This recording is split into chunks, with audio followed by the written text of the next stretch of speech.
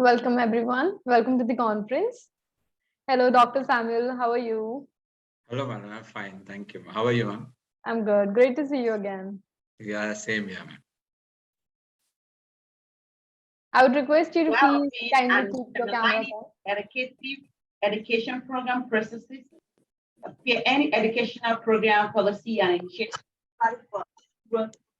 presently and working in education at Genius Areco, Nigeria, where I teach artificial intelligence and robotics technology learners an opportunity in building learners' mind towards better societal information. I'm the former vice principal academic at Wami International School, Lagos, Nigeria. I'm a BSc holder in computer science from the National Open University of Nigeria.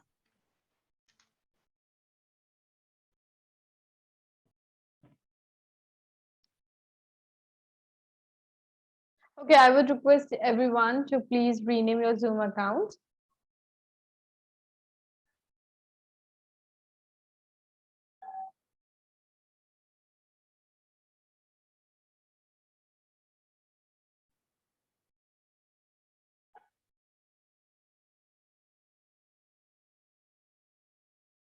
Welcome, Wei-Train, to the conference.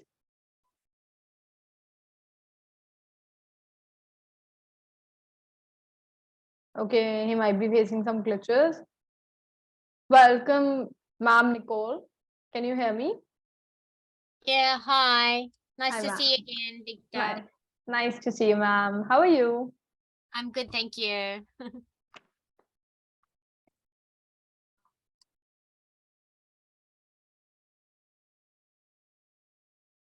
So, Yupong, can you hear me?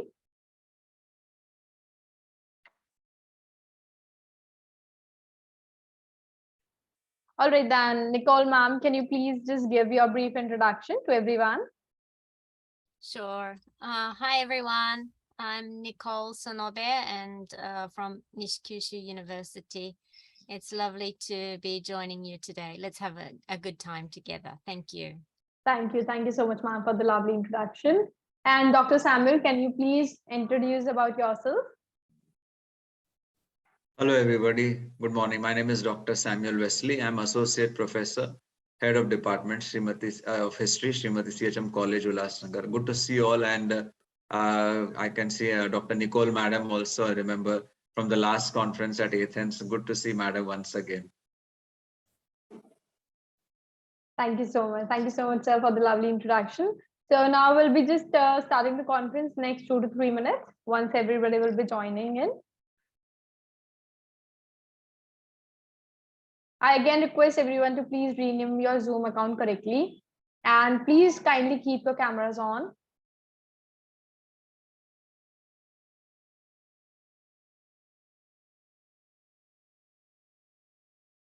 Okay, then we'll be moving forward and we'll just start the conference now.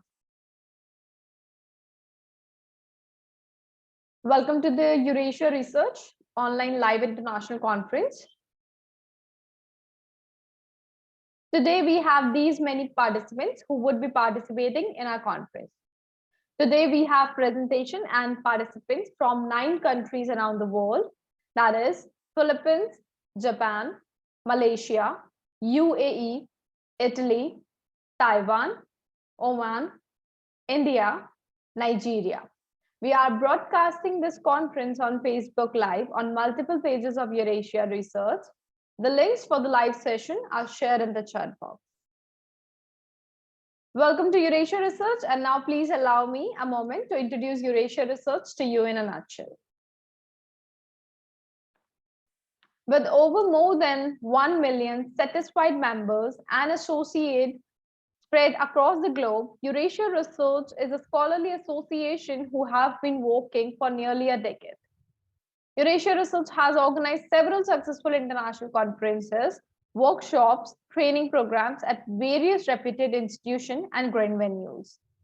Eurasia Research has been tirelessly working for the research world and have not stopped their endeavors even during the COVID era and have presented research community with online platform which was safe and convenient method to continue their passion. We are an international community of researchers, practitioners, students, educationists who aim to bring together worldwide. Researchers and professionals encourage intellectual development and to create opportunities for networking and collaboration. These objectives are achieved through academic networkings, meetings, conferences, workshops, project, research publication, academic awards, and scholarship. We provide scholarship to deserving candidates to promote students and research scholars to participate in international conference. Young researchers scholarship is provided through the form of registration fee waiver. We have vast experience of publishing papers more than 7 years. Our associated journal publish original papers, peer reviews, conceptual framework, analytical and simulation models, case studies, empirical research, technical notes, and book reviews. We cater to more than 30 plus teams in the area of teaching and education and have registered ISSN and have following re-own indexing, Google Scholar, Crosscheck, Authenticate, Crossref, the Keepers Registry, Script, Portico, Road, Directory of Open Access Scholarly Resources, OAI, PMH, Registered Data Provider, PKP Index. We will soon be applying for Scopus too. We have a wide network of 100 plus internationally acclaimed keynote across the globe who share their knowledge and guidance with our participants with open hands. We have a large number of committee members and advisors who support us and guide us through their expert opinions and decision-making capabilities. We couldn't even thought of reaching here without them. We also encourage our participants to connect with more than 15,000 followers on our social media platform where they can share their research and interest. Join our Facebook group and be a part of our discussion by researchers and academicians. We also have several collaborations with universities, colleges, and institutes to better serve all interested and like-minded intellectuals. With a great enthusiasm and pride, we would like to announce our latest project, which is TERA Fellow Program in Education. The program offers an opportunity to learn the key concepts and latest trend in the teaching industry for academic stalwarts. We would like to share some of our past participant experiences with you. Thank you for your patience and valuable time. Moving forward with the conference now.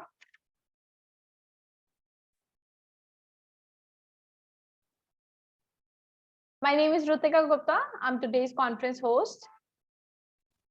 So today we have our TERA President, Dr. Lynn Shelley, Dean of Graduate and Professional Studies, LaSalle University, Newton, MA, United States. Let's just see a video.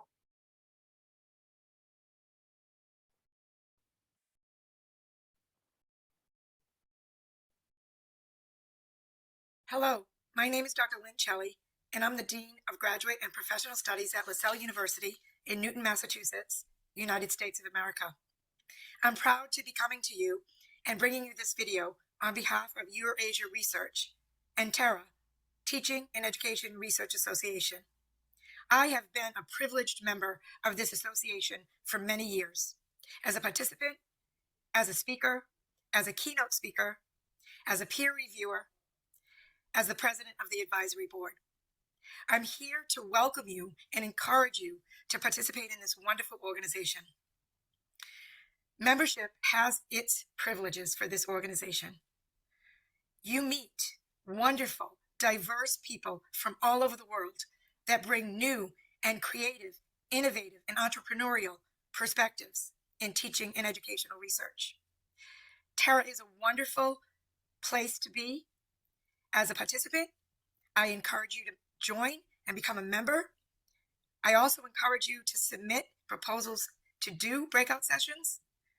They are the most valuable and rewarding professional experience you could ever have.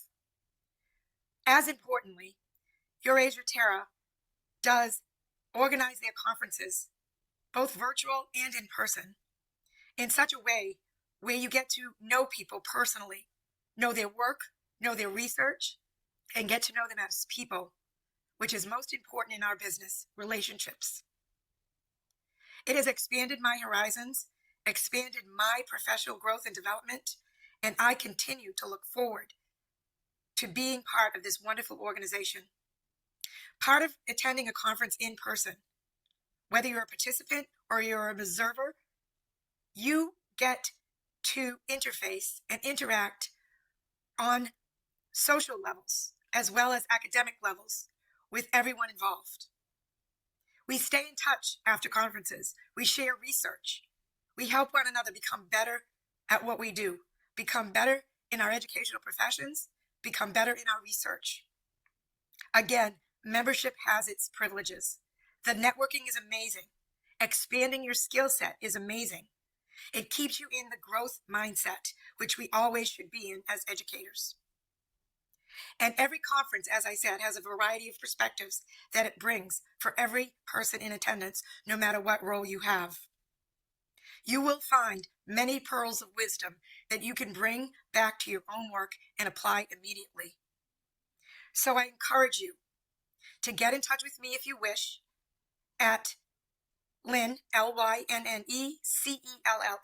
@gmail.com with any questions. And I also encourage you to visit the website so that you may be able to see exactly not only the professional growth we have, but such fun we have with the relationship building. I look forward to seeing you at another conference and a new conference, and hopefully meeting you personally and professionally. Thank you, Dr. Linchelli, for your beautiful words. Moving forward with the conference. Next up, we have our next eminent speaker, Dryle Albright Douglas John, Department of English Language, Betong Vocational College, Sarawak, Malaysia. Let's just see his video.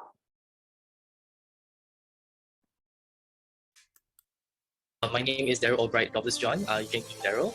I am a teacher in Betong Vocational College, where over here we teach vocational subjects such as automotive, welding, culinary arts, accounting, and another 4 more subjects.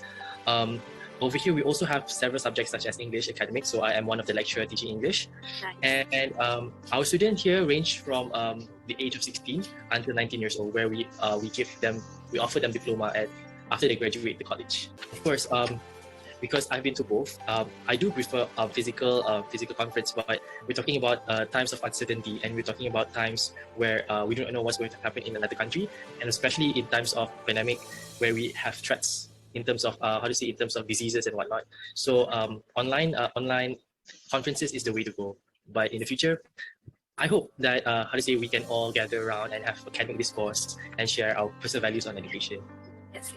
Yes, I would like to encourage them, because versus the conventional method of having the conference physically, having the conference online, that means they can do it at the comfort of their houses, their offices, or wherever they are, and delivering the academic research and also sharing the thoughts on academic subjects, also topics. Of course, when we talk about online, right, it's much cheaper, much more accessible for everyone. So we can encourage, a lot of people to just share their opinions on whatever things that they have in the country, so that we can live together. So I'll suggest them to do so. Why not? Thank you, and thank you. Positive feedback is I get to actually understand the academic situation in other countries.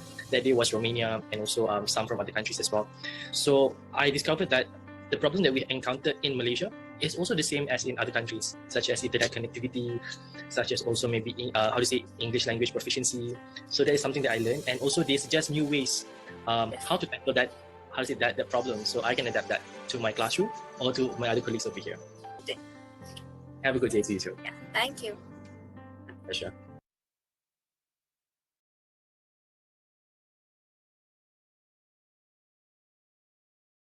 Thank you so much, Dryle Albright, for your wonderful video.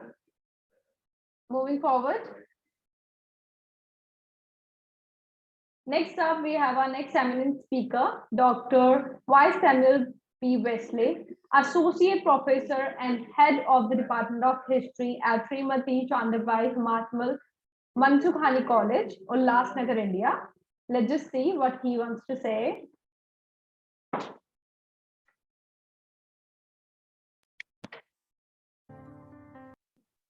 My name is Dr. Samuel Wesley. So I'm the Associate Professor and Head of the Department of History at Srimati CHM College, that is in India. And my PhD thesis was on women's studies.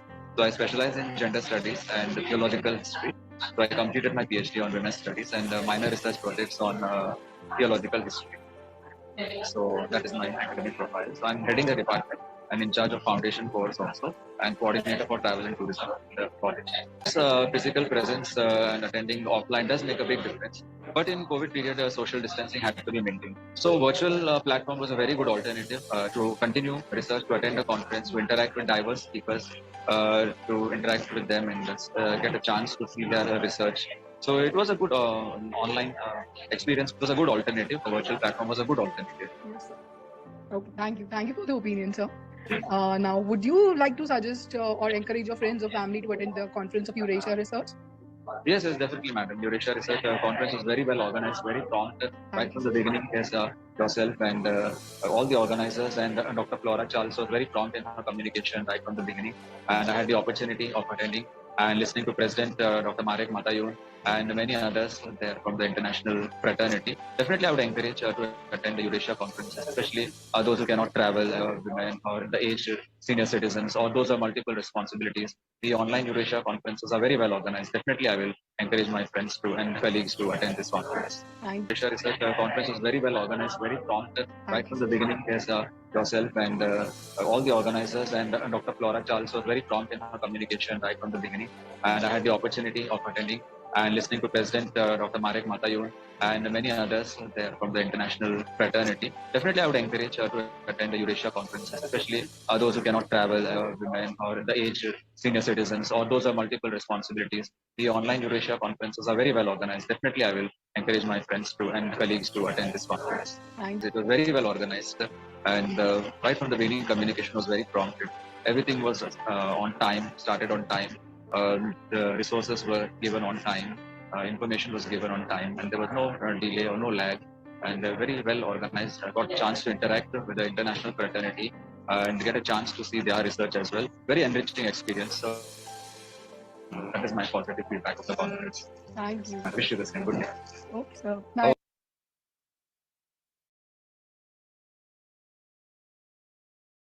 Thank you so much, Dr. Samuel, for your wonderful words. Just moving ahead with the conference. So now we have our conference schedule. That will be session 1 will be a keynote talk. Session 2 will be a theme activity and photo session. And session 3 will be a technical talk.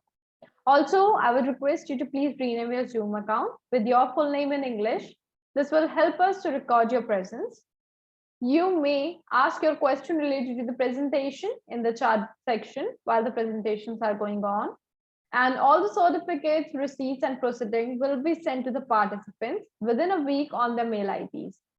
This proceeding will be include all the full papers and extract accepted for the conferences. Moving ahead with the publication process, the publication process starts once the registration process is complete. The author needs to send their papers, consent form, and review detail on the email ID, that is convener@eurasiaresearch.info. The review reports will be sent to the authors once the review process is over. The final stage of publication starts after receiving the revised paper from the authors. Please note that the publication process takes around 50 days after the conference dates if all the editorial guidelines are followed within the given deadline. Moving ahead.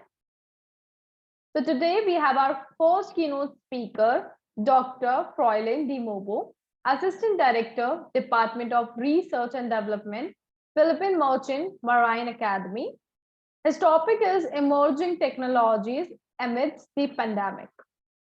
He is a graduate of Doctorate in Public Administration from the Urdeta City University class of 2016 and also a graduate of second doctorate degree, PhD in Development Education at the Central Luzon State University, Nueva Ecija, Philippines.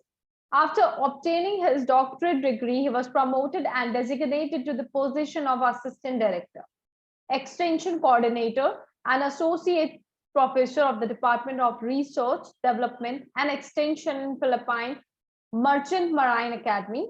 And this gave him opportunity to work with the different international research institutes, such as regional director and PhD lecturer in Cell Academic Malaysia. Lecturer in the graduate school, Columbian College, Olympia City, he was also appointed as editor-in-chief in International Journal of Multidisciplinary Applied Business and Education Research, Malang, Indonesia. As a researcher by heart, he is an external peer reviewer in various international research journals and has been invited as a keynote research speaker in various international conferences abroad and international universities around the globe.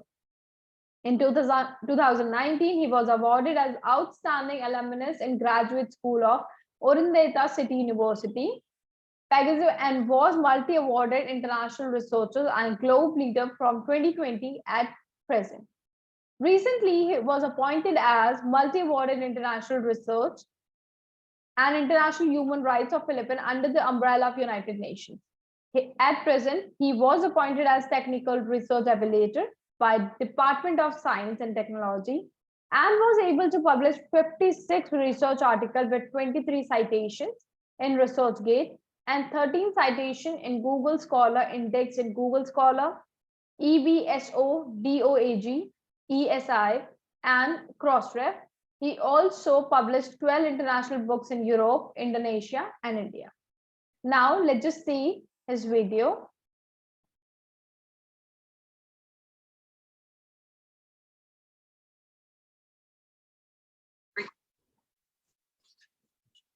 Good evening, everyone. This is Dr. Forlan D. Bobo of the Philippines from the Department of Research, Development, and Extension of the Philippine Merchant Marine Academy.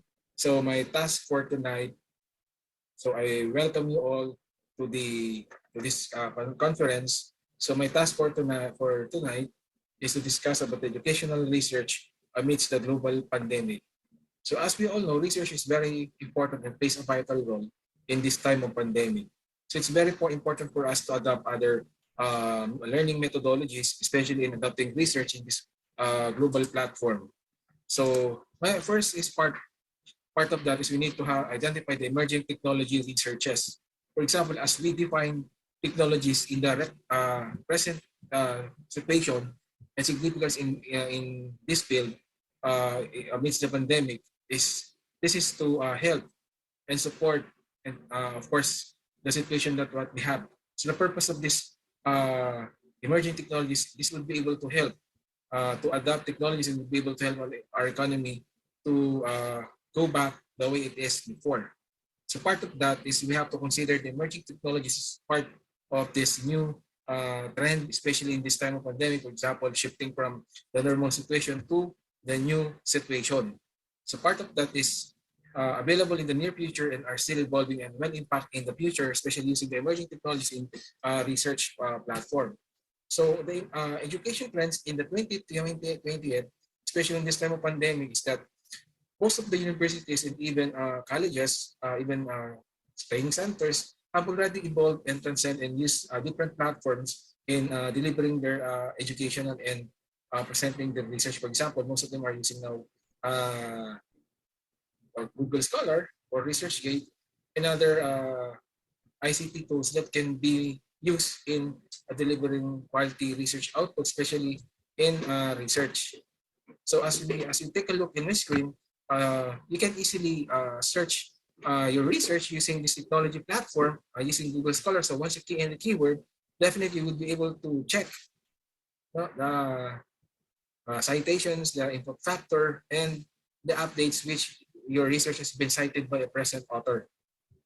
And part of that, for the available technology for today, so technologies plays a vital role that are new but are available today through an information technology support or a vendor's partner. For example, Google Scholar is a free platform that can be used for doing research and maximizing it the way it is. Instead of looking for software which is paid or licensed, you can also use other software to for educational research use. So, for example, we have a graphical information system. It is being defined that it is a system designed to capture store, manipulate, analyze, manage, and present all types of data. A good example for that is Google Map.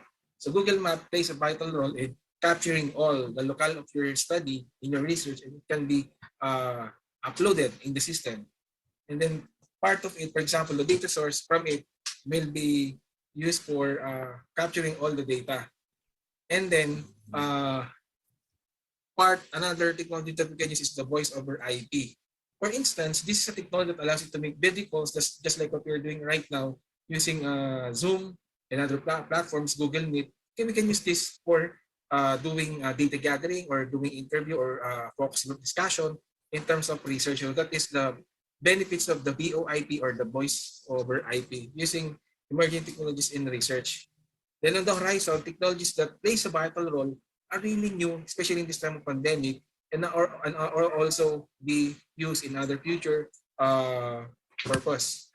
So for example, for the virtual networking, it's a technology that facilitates data communications between two or more virtual machines, and it can also be used for research presentation, just like what we're doing right now, for example, using Zoom, Google Meet, and other applications that can be done by doing research conferences and presentation in a virtual mode, even if you will not go to the actual place. So cloud computing also plays a vital role because this is an on-demand ability of computer system that can be stored remotely. So you can store your research or other data which is available, and it can be downloaded anytime, anywhere. Just a single click, you can easily download, for example, your research, and then it can easily be indexed, or it can easily be cited.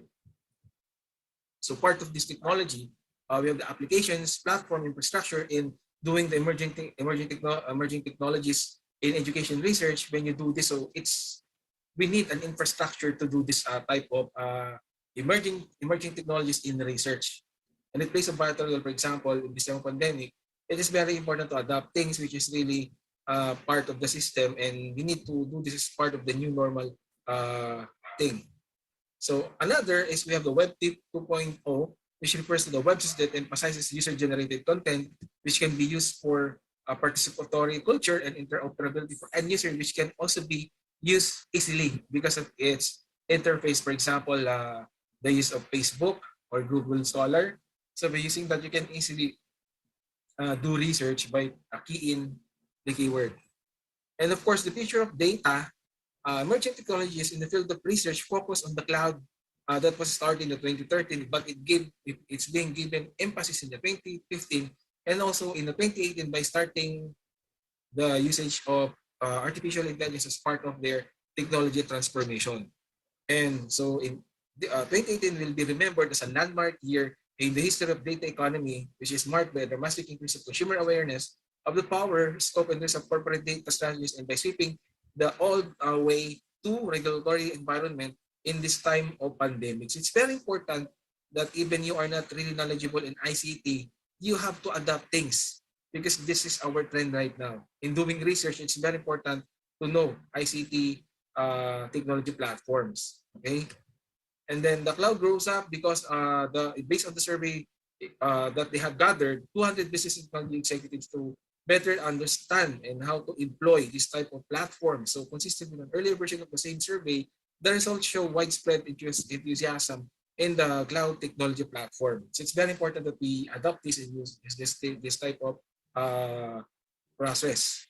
So example of emerging technologies in research is that these are example of emerging technology rather than the commonly used technology or part of in the future technology. In fact, many of them are still emerging years after the initial emergence, and as it's the case with technologies like robotics and artificial intelligence will continue to radically reshape themselves and thus continue emerging, especially in this time of pandemic. So example of emerging educational technologies that I showed to you on your screen is the audio augmented reality or AR, which can be used in delivering quality education. For example, in practical cases or laboratory, we need to use augmented reality plus the virtual reality to present this scenario. And of course, 3D printing, robotics, and adaptive learning algorithms that can be used for in doing research. For example, you can do searching for literature review by using Google Scholar, academia, and research as part of your technological platforms in doing research or do submission of those research. So we can also include asynchronous learning and micro learning and associated micro-credentials for doing research, especially later or tomorrow we'll be doing a presentation using this platform again. So live streaming, school to school, school to expert, remote teaching, and learning by Zoom and other also this type of platform.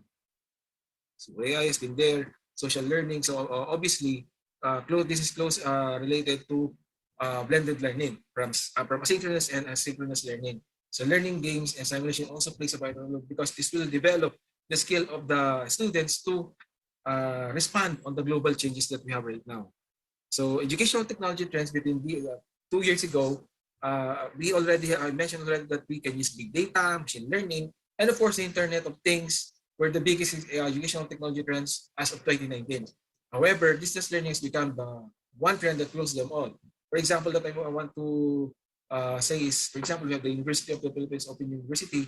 They're already using this platform as part of their delivering quality education. So if someone asks you, online education really works, of course the answer there is yes. So take note that as of now, we're still in the process of doing things, adapting things. For example, the latest tech trends in the 2020 and 4 year into 2020 are being revolutionized with strong focus on connectivity, versatility, and student-centered learning. So what is important is let's take a look at the latest top 10 trends in educational technology. Okay. So it speaks that one of the biggest barriers to incorporating emerging technologies in the classroom is fear on how to implement them.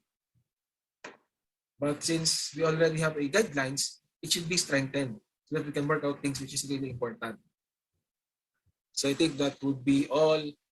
And thank you for giving me this opportunity to discuss about the future trends of research amidst the pandemic. So thank you and good afternoon to everyone. Thank you. Thank you so much, Dr. Froilan Dimobo, for your wonderful video presentation. And if anybody has any question, they can just put it in the chat box and the speaker will try to answer you there. I will be moving forward.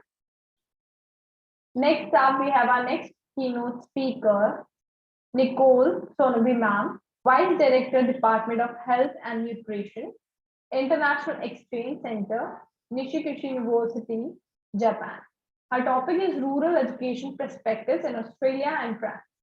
Nicole Sonobe is a Vice Director of International Exchange Organization at Nishikushi University, Japan.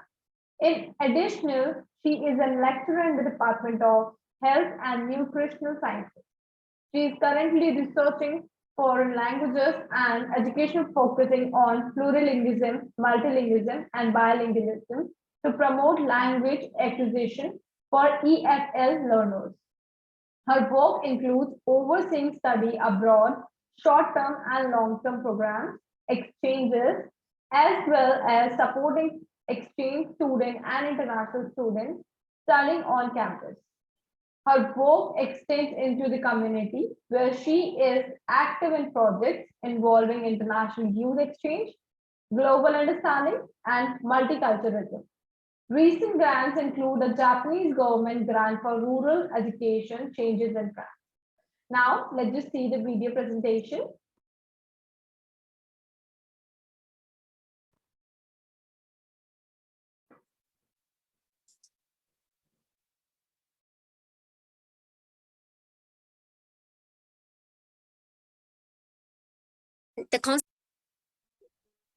Hello, everyone.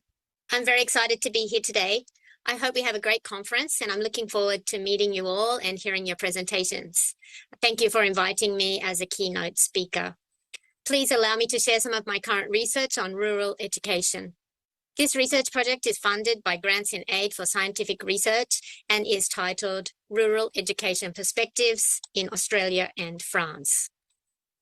It will touch on a general definition of rurality, followed by a summary of the 2018 OECD Working Paper number 196, and then individual aspects that are relevant in rural schools in each of the countries.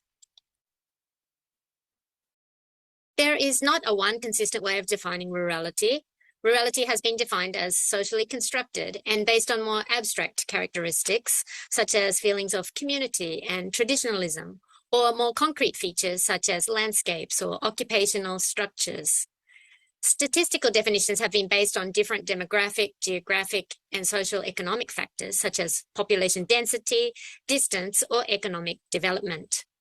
At the same time, rural areas present a great diversity among them in terms of topography and social, cultural, and economic characteristics, both within and across countries. For example, islands, deserts, mountains or plains, lively or declining, stable, depressed, high growth, reborn rural or isolated, fringe, distant, or remote. Likewise, rural schools can be defined differently, and this definition can be based directly on the school or some other unit. More generally, one needs to consider the similarities and differences in social, economic, and other contextual factors, and the way they interact with educational processes and outcomes in different places beyond an urban-rural dichotomy. Some urban areas may have more in common with some rural communities in terms of educational disadvantage than with other parts of the same city. For example, declining populations not only pose challenges to rural communities, but may also be an issue for some inner city neighborhoods. The aim of this research is to examine important perspectives of the two OECD countries and possibly find some similarities and differences that can help both countries learn from other examples. Australia is my country of birth, and France is the country highlighted in this funded research. Now let's look at some insights of the main findings from the OECD Working Paper number 196, which was released in 2018. Across the 38 OECD countries, of which Australia and France are members, no two rural areas are the same. However, the following 5 traits define rural communities to a lesser or greater degree and should be taken into consideration when designing policies for rural education. Number 1, geographic distance, which can be measured by remoteness. 2, small population size, sparse population, and a dwindling share of population. 3, low socioeconomic status, which is prevalent in not only developing countries. And 4, ethnically homogeneous and socially cohesive communities. Some rural areas are experiencing increasing ethnic and cultural diversity as a result of international migration. However, data shows that the largest share of international migrants typically settle in urban areas due to greater job opportunities and pre-existing social networks. As for achievement, the PISA 2015 data, which highlights achievement in rural versus urban achievement, is generally higher in urban areas, particularly for science. The rural gap is even more visible in students' transition to tertiary education and educational expectations. Reasons behind lower rates of higher education include distance, lower socioeconomic profiles, and less sophisticated skills required in the local employment market. Next, learning experiences. These experiences in rural schools are often viewed from a negative perspective. Geographic isolation, small size, and socioeconomic composition are believed to increase their chances of suffering from inadequate infrastructure, a lack of quality teachers, and limited educational offerings, among other challenges. However, the problems are far from universal, and some characteristics of rural education, such as low student-teacher ratios, the abundance of social capital, and the emergence of new technologies, open real opportunities for rural schools. Finally, let's look at ensuring high-quality learning for rural students. The recipe for excellent and equitable education is probably not that different across rural and urban settings. Contextualized policies to create high-quality teaching and learning environments for rural students should likely include efforts to build capacity and leadership for educational authorities and schools, and ensure adequate resources for rural communities. Important issues include preparing and developing teachers and leaders for rural contexts, as well as supportive professional working environments in rural schools, connecting and collaborating with surrounding schools and the local community, making effective use of technologies and distant learning, reorganizing school networks, and facilitating transitions to secondary and tertiary education, and also the labour market. For the Australia perspective, I examined 3 aspects: the independent review into regional, rural, and remote education, a consultation report on advancing rural and remote education in Queensland state schools, and case studies from 10 remote community schools in Western Australia. Firstly, the independent review. This was requested by the Minister of Education and Training, and what it aimed to look at were the key issues, challenges, and barriers, while identifying innovative and fresh approaches to support. The results showed that there was a persistent gap between urban and rural learning outcomes, according to NAPLAN, PISA, and TIMSS. 4 priorities were identified to improve outcomes. Number 1, establishing a national focus. Number 2, focus on 4 important resources: leadership, teaching, curriculum, and assessment.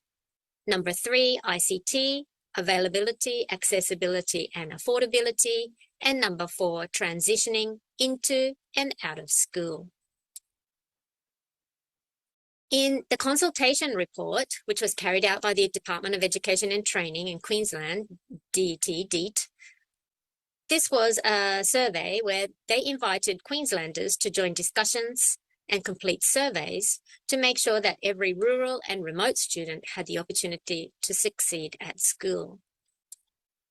The results of this survey saw 3 themes identified, these being number 1, enhancing student potential in STEM, arts and sports, visual learning opportunities, as well as being away from home. Number 2, valuing our people, attracting, retaining, and developing professional teachers. And number 3, building positive partnerships, working closely with families, community, and Indigenous elders. And the third aspect was a case studies of 10 remote community schools in Western Australia. I was unable to conduct any fieldwork due to COVID restrictions on international travel, so I turned to the internet and sourced this data from Find My School website under Remote Schools. This information is provided by the Australian government. It was here that I examined the websites of 10 remote, very remote community schools. And the conclusions that I found were that 1, the boy-girl ratio is almost equal. 2, students come from low-income families. 3, more than 96% are Indigenous. And 4, more than 75 speak languages other than English. For the French perspective, I looked at 4 areas as shown here. I rely heavily on the work of Pierre Champollion with regards to territorialization. Number 2, the characteristics, achievements. 3, linguistic and cultural diversity education. And part 4, school collaborations. What is territory? In geographical terms, territory is part of the Earth's surface. But the term territory has many meanings and reveals a multi-factor complexity, besides the one related to the right to earthify. Since its origin, the concept has been differentiated from the notions of place, space, and environment. The territory can then be viewed as a socio-spatial system constructed, lived, and appropriated by its actors, supported by a collective projection towards a common future, deriving as much from a dream as from a social cultural life and prescriptions and generators of identity and symbols. Schools interact within the territories they belong to, resulting in specific spaces and dynamics that demand an interdisciplinary approach. The process of teaching and learning in rural environment has a specificity that results from the very nature of the rural territory, which influences schools, teachers, students, and families in very particular ways.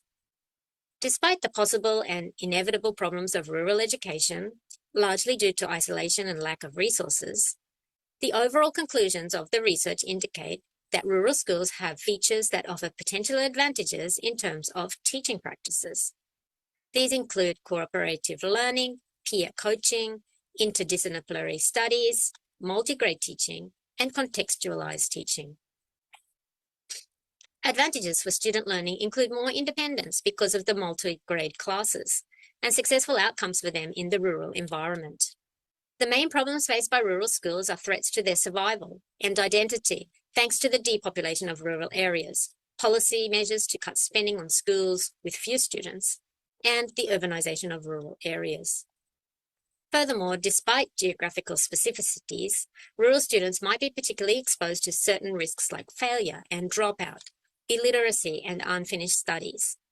Nonetheless, rural education does have potential benefits. In fact, rural schools might tend to feature practices in keeping with a more open view of education. Generally speaking, the analysis of rural education suggests that rural schools should be strengthened, paying heed to their importance to the sustainability of the rural world. They should be allowed to consolidate their identity and exploit their beneficial potential in the rural context and learning processes.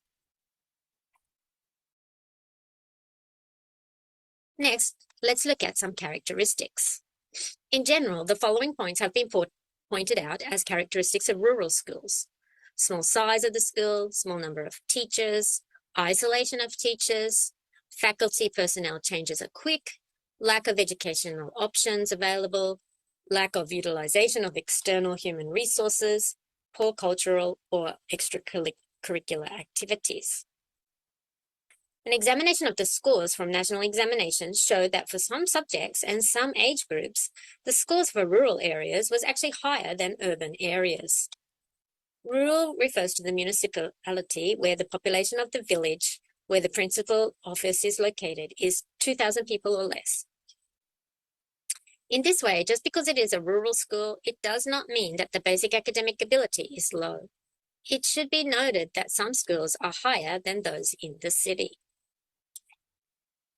Thirdly, let's look at linguistic and cultural diversity education. In France, detailed programs are produced for all the foreign languages that are authorized for instruction in primary schools: German, English, Arabic, Chinese, Spanish, Italian, Portuguese, and Russian. At first glance, the palette of languages offered seems broad, but in reality, these languages are in competition with each other because pupils are only allowed to learn one of them. So, in spite of the ministry's desire to offer pupils a large choice of languages in order to diversify the languages on offer in France, the measure often has the perverse effect of reinforcing the hegemony of English. Of course, the school cannot teach all languages to all pupils, and this right from the primary age, but there are teaching approaches which make it possible to take into account the different languages present in a class. Let's look at the Didenham Awareness Project. Didenham is a little village in the suburbs of Mulhouse, near the German and Swiss frontiers. There are 84 students in total, with 37% being non-French origin, but only 8 students are recorded as non-French nationality, so children are speaking sometimes 1 or 2 languages in the home. A few years previous, the teaching team at the primary school was very worried about a growing number of racist incidents. They decided to design a school project around the languages and cultures present in the local area. They decided that they should involve the parents in the project by inviting them to lead class activities. This is very unusual in French primary schools, but there were more positive responses than expected. The activities took place on Saturday mornings and consisted of 2 or 3 sessions per class for each language. So the teachers started this project very simply out of their desire for greater tolerance in their school. And this was in addition to, not instead of, foreign language teaching. Language awareness activities can be useful in multilingual classrooms. The outcomes were to learn about tolerance, democratic citizenship, and global issues affecting our world today. And part 4, school collaborations. In France, there are several collaborative arrangements for rural schools, such as grouping students according to their grade in several neighboring schools. For example, preschool in one village, first years of primary education in another village, final years of primary education in a third village, teachers visiting rural schools regularly, promoting the use of educational materials and ICT equipment in the classroom, or teachers and students from neighboring rural schools organizing common activities. So from both of these countries' studies, These are the findings that I came to. Rural areas offer a diverse linguistic culture and are not monolingual, whilst urban areas tend to lean towards creating a monolingual environment in the school setting. Academic achievement is not always lower than urban counterparts, especially as students are subject to multigrade classes or single-class schools. One cannot assume that the intelligence of rural students will be lower than their urban counterparts, and vice versa. Collaboration with the community and other rural areas enhance the learning outcomes, and in both countries, the community at large are very involved. They are working to build positive partnerships and have a vested interest in the school, the children, and the future of the community. Thank you for listening. Here are a few of the references. Thank you so much. Thank you so much, Nicole Sonabi ma'am, for the wonderful presentation. And would you like to add something here?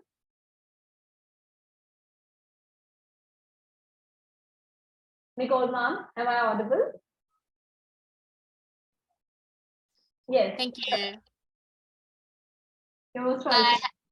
I have nothing else to add, sorry. Okay. Sorry, it was a little bit long. No, Hope everyone's still awake. Totally Thank okay. you. It was actually very interesting. And if anybody has any questions, they can just put it in the chat box. The speaker will try to answer them. So now we'll just move to the conference now. Next up, we have our next keynote speaker, Dr. Mohammed Norazmi bin Nordin, Professor Kaizan, Faculty, Paragon University, Kazakhstan. Her topic is Headmaster Leadership Effect on Task Load of Special Education Integration Program Teacher. Dr. Mohammed Norazmi holds a Doctor of Philosophy degree in Special Education Leadership. Former academic teacher at Batu Fakir Special Education School, Johor, Malaysia. Successfully completed PhD studies within 2 years, currently working as a special education lecturer at the Center for the Study of Education and Community Wellbeing. Faculty of Education, University, Kebangsaan, Malaysia. He is also the founder of SKAF style quick thesis writing technique, which has greatly helped undergraduate and doctoral students in completing their thesis. Received invitation from various universities in and outside Malaysia as speaker and keynote speaker for international conferences and seminars. He is also editor-in-chief of Special Education Journal and as an editor board in 5 international journals. Now, let's just see his video presentation.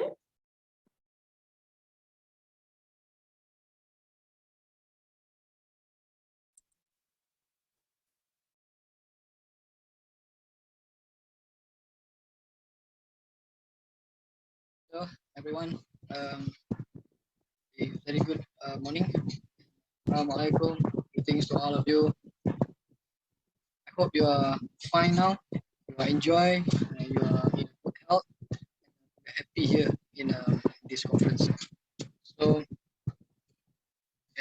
first of all, I want to say thank again to Dr. Flora Charles for inviting me for this speaker, for allowing me to share my knowledge, to share my experience, and to share my research in special education, psychology as well.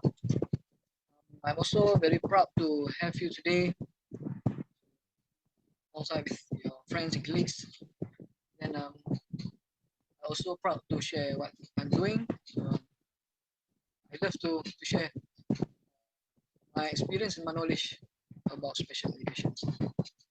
So again, thanks to Eurasia, thanks to Social Science and Humanities Association, and also thanks to Dr. Flora Charles, Professor Dr. Flora Charles, for giving me this opportunity. Thank you so much. I really enjoy this, and I'm really willing to do this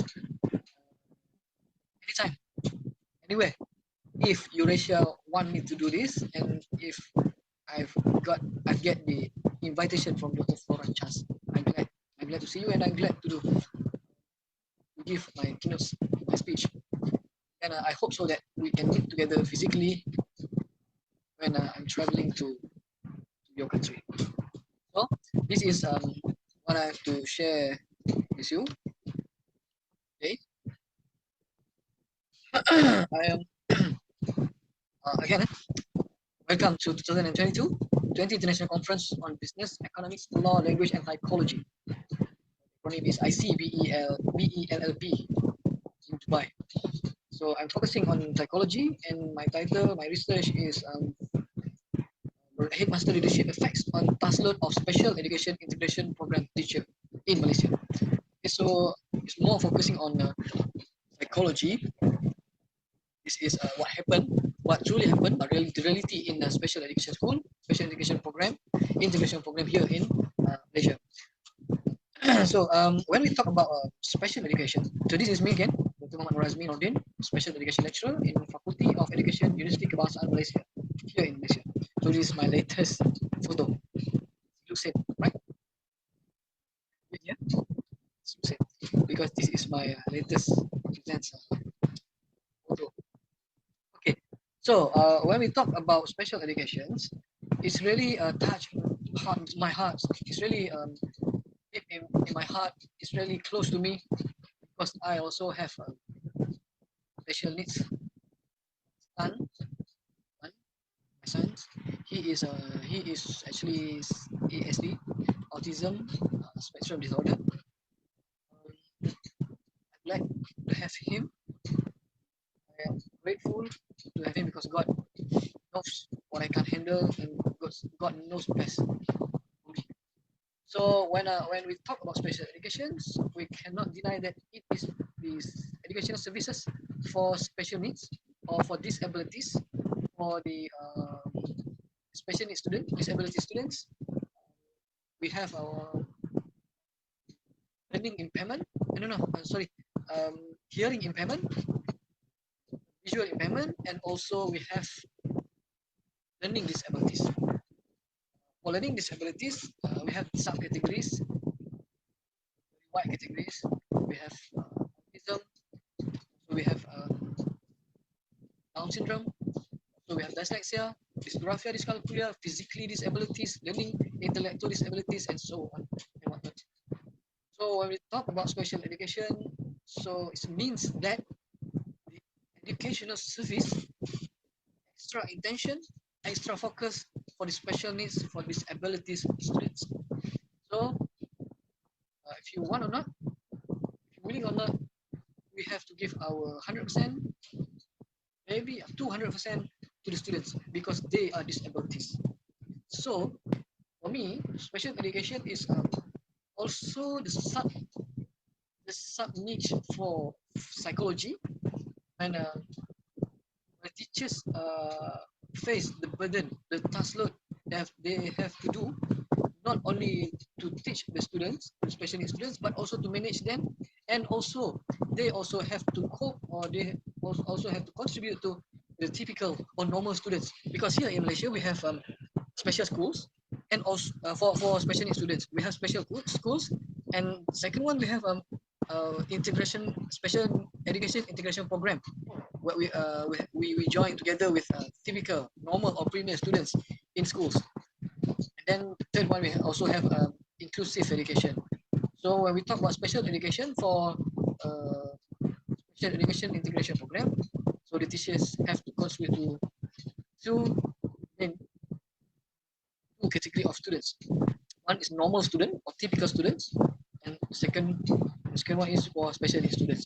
So when this happens, they have to face the task load that the school has given to them. Okay, so as I told, special education not the easier or not the much that we have heard before, because in special education we talk about speech, it talks about accommodation. Teachers also have to know the therapies, the intervention, teaching, learning, and also we have to consider their disabilities.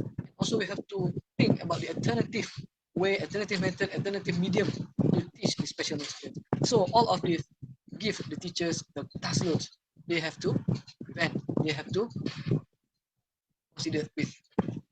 For those who are not in special education fields, they have no idea, or maybe have lack of idea what special education means, what special education is, and what the teachers of special education have to face off. So my research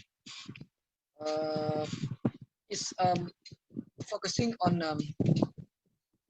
how the headmaster's leadership, the school management has to consider that the teachers have their task loads. The special education teachers have the task load. Okay, so we have many factors to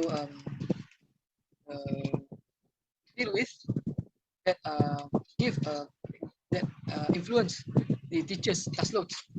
There are 5 factors according to John 2017.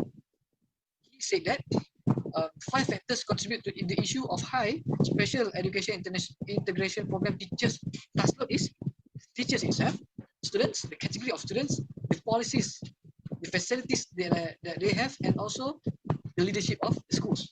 However, the most important factor in influencing that issue is the headmaster's leadership.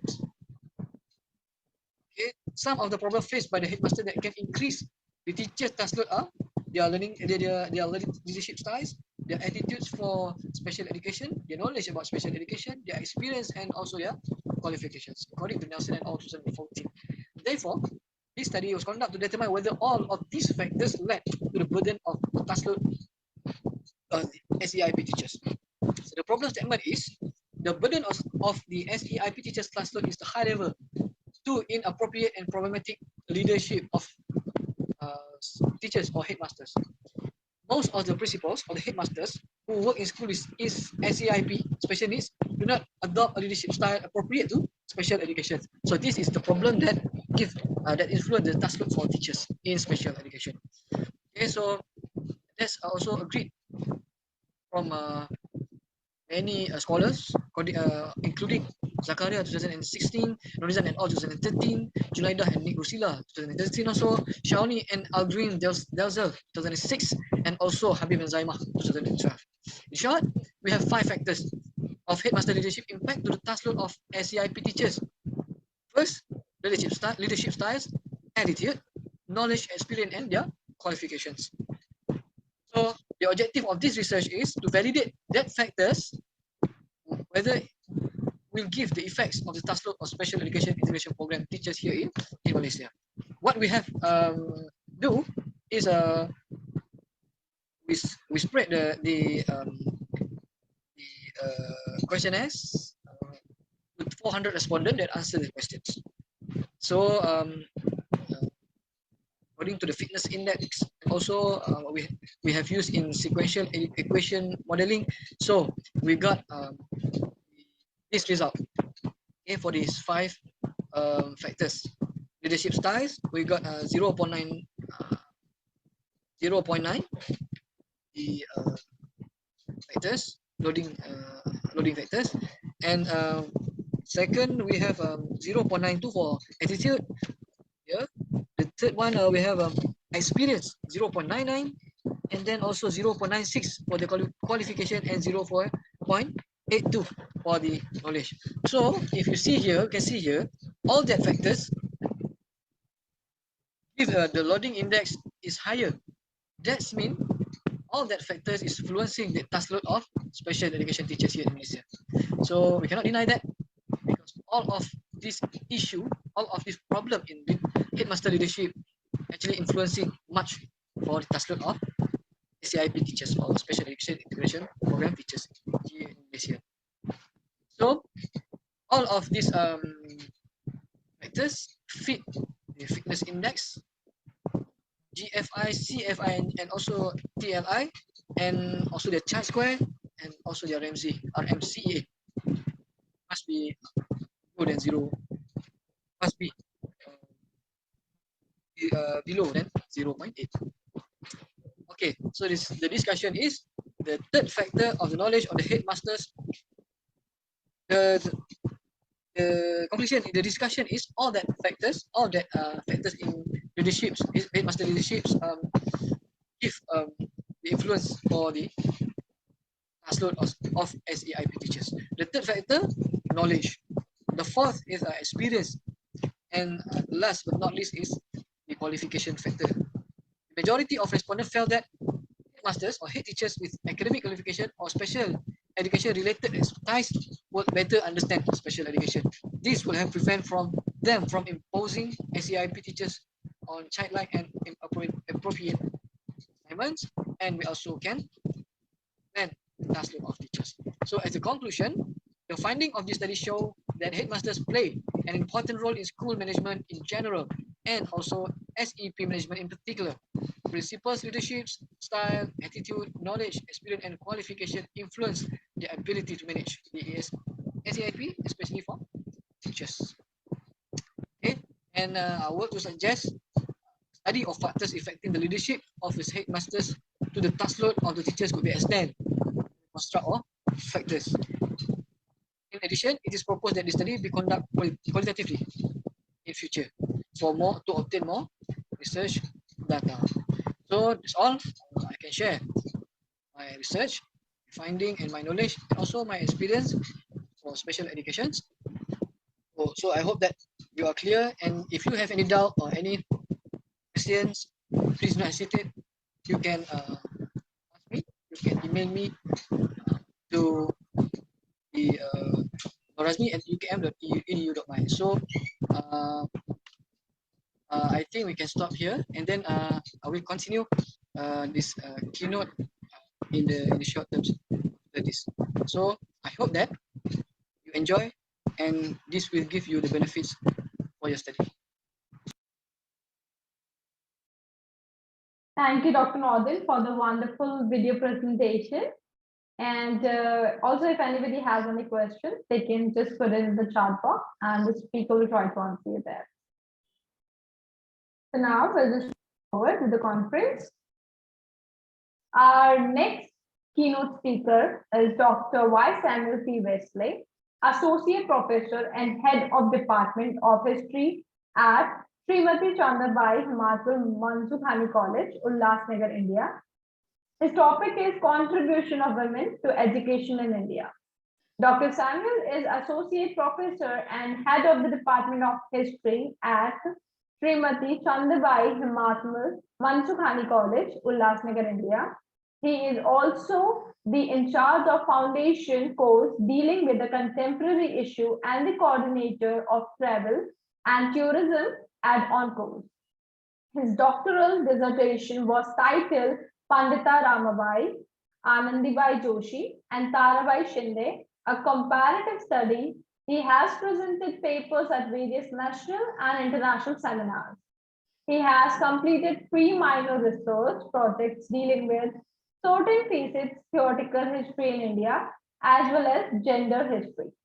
He has been teaching undergraduate and postgraduate students and is a recognized PhD guide as well. Now, let's just see his video presentation.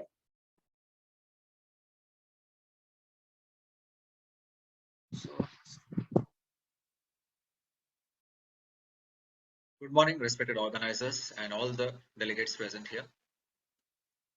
My topic is Contribution of Women to Education in India. In recent times, there has been a great interest in the history of women and gender relations in India. The rise of subaltern history has led to a renewed awareness of women's role in history. There is now an exploration of women's texts during this period.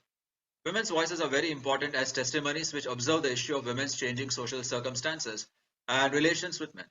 One such voice was that of Pandita Ramabai. Pandita Ramabai was a pioneer in the field of women's education and reform work for widows. This is an image of Pandita Ramabai. So Pandita Ramabai was one of the major social reformers of 19th century India. Pandita Ramabai was a social worker, scholar, and a champion of women's rights, freedom, and education during the late 19th and early 20th centuries. Recognized as one of India's most influential women reformers, she was the first to promote the welfare and education of Indian widows. Her unique life trajectory spanned across a pan-Indian Orthodox Hindu mold to being part of Brahmo Samaj and Pratna Samaj and further to Christianity. At the age of 30, she traveled widely within India and across the world from USA and UK in the West to Japan in the Far East. Fighting conservatism and marginalization, she set up several projects to empower women, notably the Sharda Sadan in Mumbai and the Mukti Mission in Kedgaon near Pune in Maharashtra. Her early life. So Pandita Ramabai Saraswati was born as Ramabai Dongre on 23rd April 1858 into a Marathi-speaking Chitpavan Brahmin family. Brahmins are the highest caste. Her father, Anand Shastri Dongre, was a Sanskrit scholar. Sanskrit was the language of the Hindu religious texts. He taught her Sanskrit at home. Dongre's extraordinary piety led him to travel extensively across India with his family in tow. Ramabai gained exposure to public speaking by participating in the family's public recitation of the Puranas, that is the Hindu religious texts, at pilgrimage sites across India, which is how they earned a meager living. Orphaned at the age of 16 during the Great Famine of 1876 to 78, Ramabai and her brother Srinivas continued the family tradition of traveling the country, reciting Sanskrit scriptures. Ramabai's fame as a woman adept in Sanskrit reached Calcutta, where the Pandits invited her to speak. Pandits were the great scholars. In 1878, Calcutta University conferred on her the title of Pandita, that is a great scholar, and Saraswati in recognition of her knowledge of various Sanskrit works. The theistic reformer Keshav Chandra Sen gave her a copy of the Vedas, that is the most sacred of all Hindu literature, and encouraged her to read them. After the death of her brother Srinivas in 1880, Ramabai married Bipin Bihari Medvi, a Bengali lawyer. The groom was a Bengali Kayastha, which was lower in caste to her, and so the marriage was intercaste and interregional and therefore considered inappropriate for that age. They were married in a civil ceremony on 13 November 1880. The couple had a daughter whom they named Manorama. After his death in 1882, Ramabai, who was only 23, moved to Pune and founded an organization to promote women's education. After Medvi's death, Ramabai moved to Pune, where she founded Arya Mahila Samaj, that is Arya Women's Society. It was a society for high caste Hindu women because they were bound by the traditions. So, influenced by the ideals of Jesus Christ, the Brahmo Samaj, and Hindu reformers, the purpose of the society was to promote the cause of women's education and deliverance from the oppression of child marriage. When in 1882 the Hunter Commission was appointed by the colonial government of India to look into education, Ramabai gave evidence before it. In an address before the Hunter Commission, she declared, in 99 cases out of 100, the educated men of this country are opposed to female education and the proper position of women. If they observe the slightest fault, they magnify the grain of mustard seed into a mountain and try to ruin the character of a woman. She suggested that teachers be trained and women school inspectors be appointed. Further, she said that as the situation in India was that women's conditions were such that women could only medically treat them, Indian women should be admitted to medical colleges. Ramabai's evidence created a great sensation and reached Queen Victoria. It bore fruit later in starting of the women's medical movement by Lord Dufferin. She was the first to introduce the kindergarten system of education and also the first to give a vocational bias to school education in India. Ramabai's social and educational work. In 1889, she founded a school for child widows in Pune called Sharda Sadan.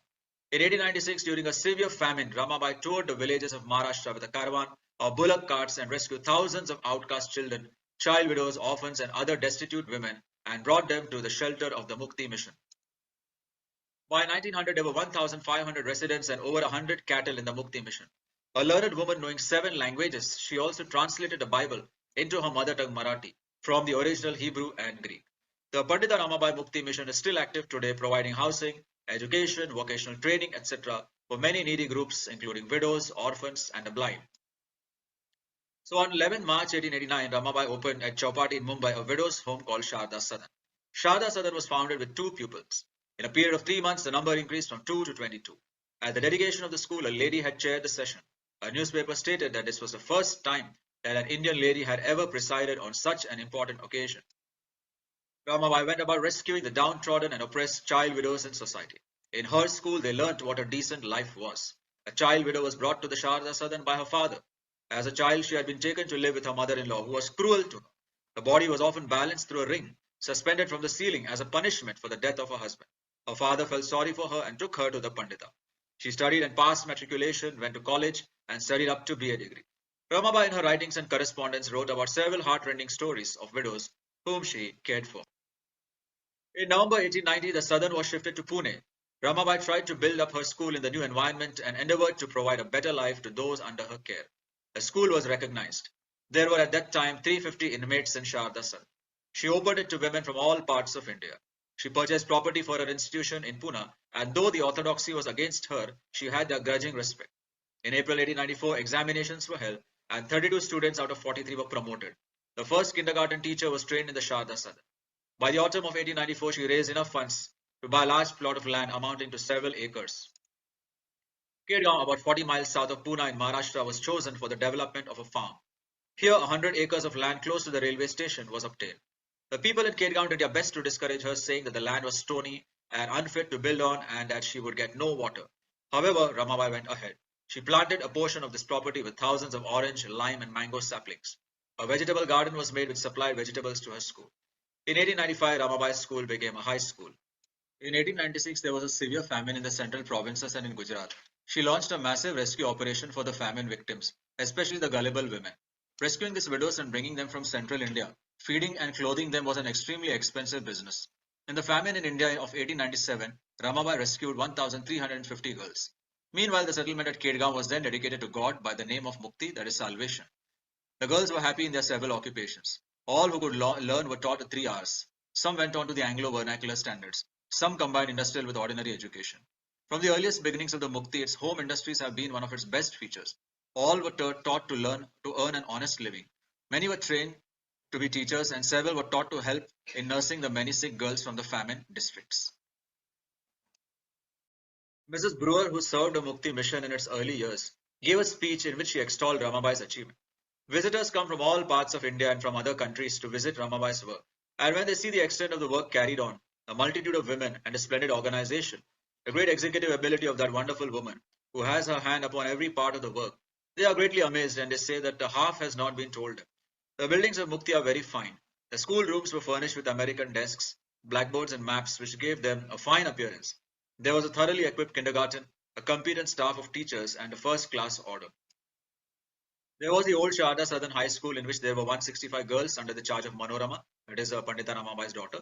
Then there was a Mukti school comprising the primary and the grammar grades. The grades were all taught according to the government standard. There was a blind class under the charge of Manorama. Then there was the large boys' school called Sadanand Sadan and an orphanage. Besides, there were the industries and a bakery. The girls were also taught laundry work, cooking, sewing. They learned the art of weaving and there was a printing establishment as well. In 1904, they had their first government inspection and it concluded that the management of the school was excellent. Besides the Mukti and Sharda Sadan, the campus at Kedgaon housed the Kripa Sadan, that is a home for women, the Preeti Sadan, that is home for the aged and the infirm, Sadanand Sadan, the home for boys, and Bhatem Sadan, home for blind. Before she died on 5th April 1922, Ramabai had other accomplishments to her credit. Out of the money she earned from the sale of the high caste Hindu woman, she bought scientific models and instruments, published illustrated science textbooks in Marathi, introduced a Braille system of education for the blind, trained teachers for kindergarten schools, and completed translation of the Bible in simple Marathi from the original Hebrew and Greek.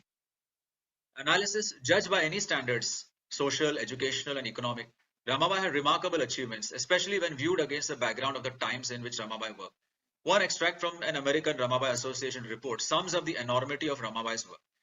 During the 10 years of her work in the Sharda Sadan, this one woman, reformer, by her silent influence and by her object lessons to the educated young man, showing them the difference between an educated wife of 20 and an ignorant wife of 9 or 12, has done more toward the recognition of the true brotherhood of man and more for the advancement of women, has prevented more demoralizing child marriages and promoted more remarriages with despised widows than have the many reformers, than has the Brahmo Samaj during its entire period of its existence. While her brothers theorize, she practices.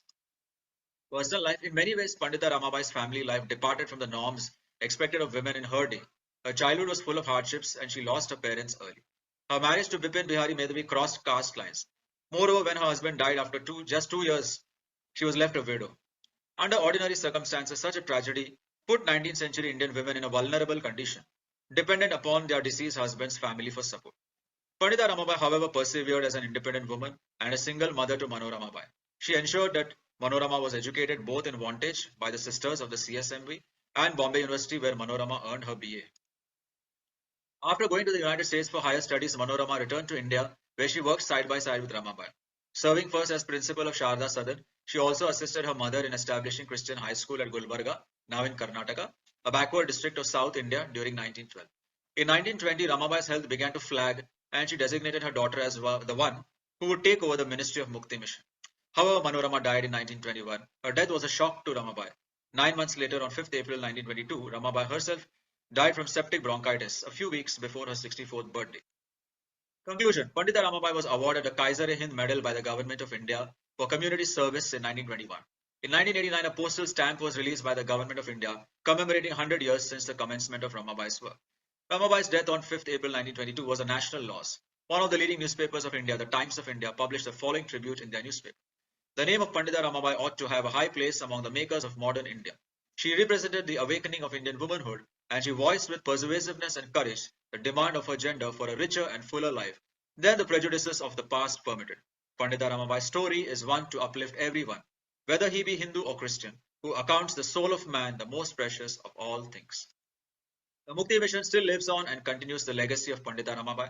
The Indian government in its drive for literacy provides wide opportunities for female education, like the provision of free education for the girl child up to the 12th standard. Everywhere women now take an active part in the affairs of the nation. To a great extent, the initiative and influence of Ramabai helped to bring about the changes that have made India so great and progressive. Now, recently we had the COVID-19 pandemic, and India has been one of the hardest hit countries by COVID-19. Beyond a staggering impact on human life, COVID-19 has greatly disturbed access to education in India, with 247 million primary and secondary school students out of school.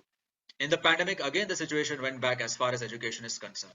The COVID-19 impact was everywhere, which resulted in the closure of schools and educational institutions. Though schools were closed, students were attending classes through online classrooms. But there are lots of students who didn't own the resources to attend the online classes. Many students struggled to obtain the gadgets required for online classes. The COVID-19 has affected a large number of students across states, class, caste, gender, and region in India. The shutting down of schools and the decision of shifting traditional classrooms to digital platforms is not increasing learning inequality among children, but also pushing a large number of children out of school due to the digital divide. Other than learning, the absence of schooling would also have a long-lasting effect on the health and nutrition of children. But whatever any situation, any century, any era, we can work, we can bounce back like Pandita Ramabai. These are the references. These are some of the images. This is the postal stamp issued by the Government of India. This is Pandita Ramabai, Mano Ramabai, and European workers and friends. This is Ramabai at work on her translation of the Bible into popular Marathi. This is a Mukti Fellowship of Christian Young Women organized by Miss Mary Birkin, who is seen on the right. And thousands of meals served every day at the Mukti mission. Famine struck several times, bringing the mission tremendous hardships. Thank you all for patient hearing. Thank you. Thank you so much, Dr. Samuel, for the wonderful presentation. It was really interesting. So would you like to just add something here? Thank you, ma'am. Thank you all. Yeah, the significance of the study is because India, as you know, is a patriarchal society, and there were many evils which are loaded against women. As I mentioned, child marriage and prohibition on widow marriages. And there was sati system. Sati was the forcible burning of the widow on the funeral pyre of a husband. So, and of course, lack of education. So 100 years back, you could not imagine women going to classroom, let alone leaving the four walls of their house. So in that context, Ramabai's work is very significant in the context of the times in which she was. And then it is relevant today also because the settings have changed, but situation remains the same. So that's why I had chosen this topic. Thank you. Right. Thank you. Thank you so much for the interesting topic. And if anybody has any question, they can just put it in the chat box and the speaker will try to answer you there. So now we'll just move forward with the conference. So next up, we have our team building activity. Let's proceed to our team activity. Sometimes we miss the opportunity of connection and linkage with the fellow participants of the conference. The same activity is to encourage interaction among all the participants. One by one, we will share the views and solutions on the topic of discussion, and also will be conducting a photo session during the same. So our today topic of the discussion is future of education after pandemic. Now, for the better understanding, let's just see the video.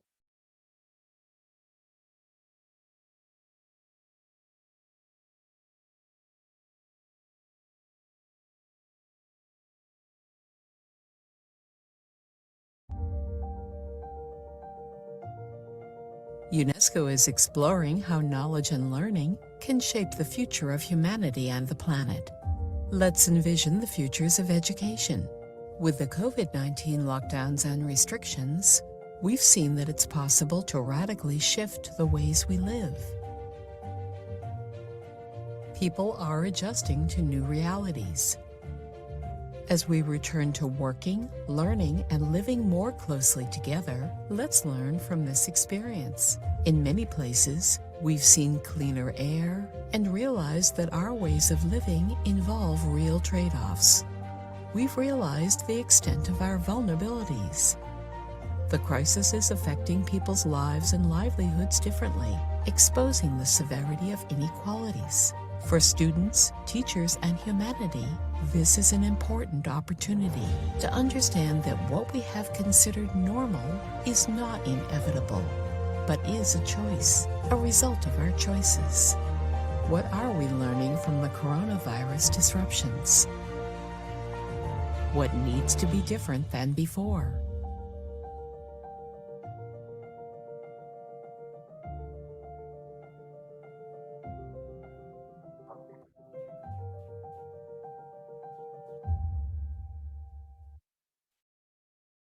Okay, so that was the topic of our team activity. Now, I just request everyone to, just give your views. So we'll just start with Nicole ma'am. What are your views on this topic?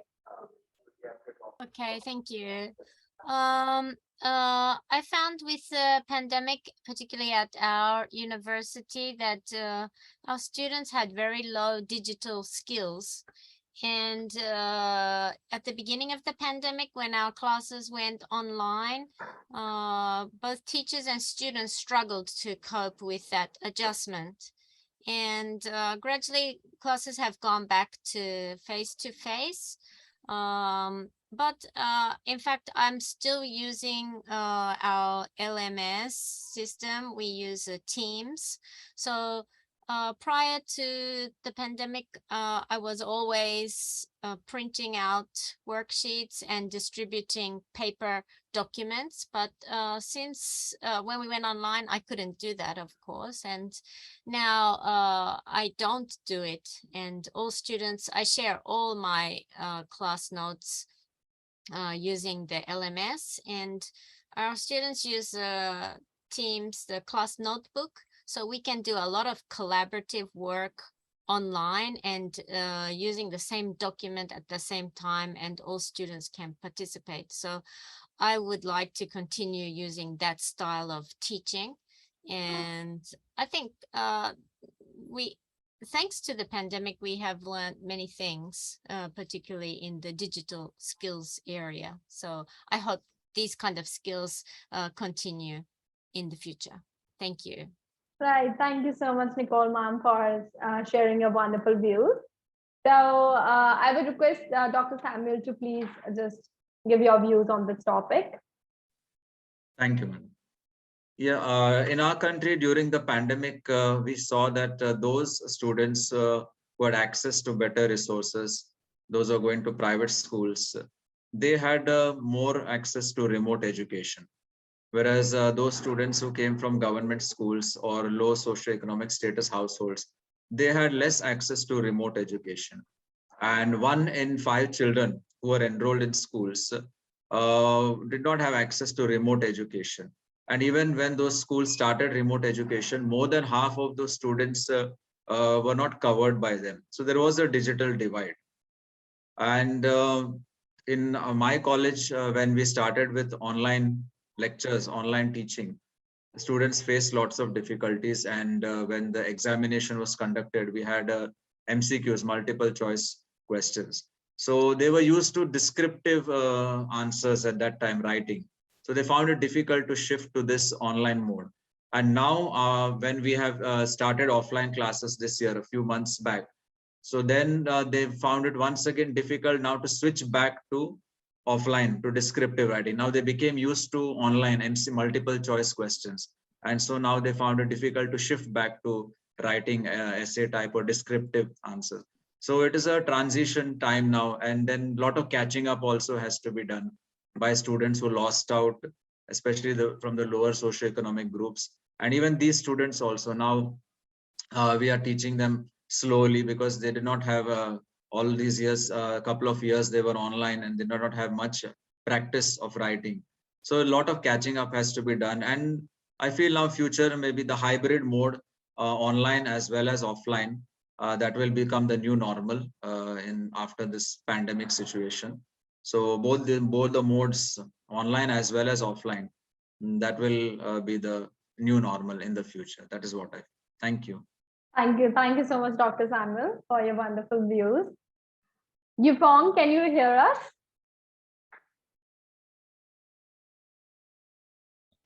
Me? Yeah, yeah. I think in Taiwan, in my experience, because of COVID-19, many students have to online course. So I think many students like to online course because they have freedom and they can do something yes, he can do something.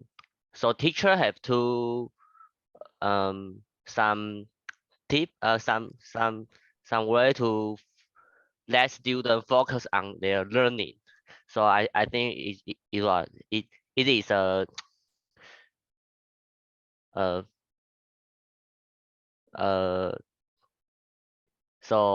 yes, so teacher have to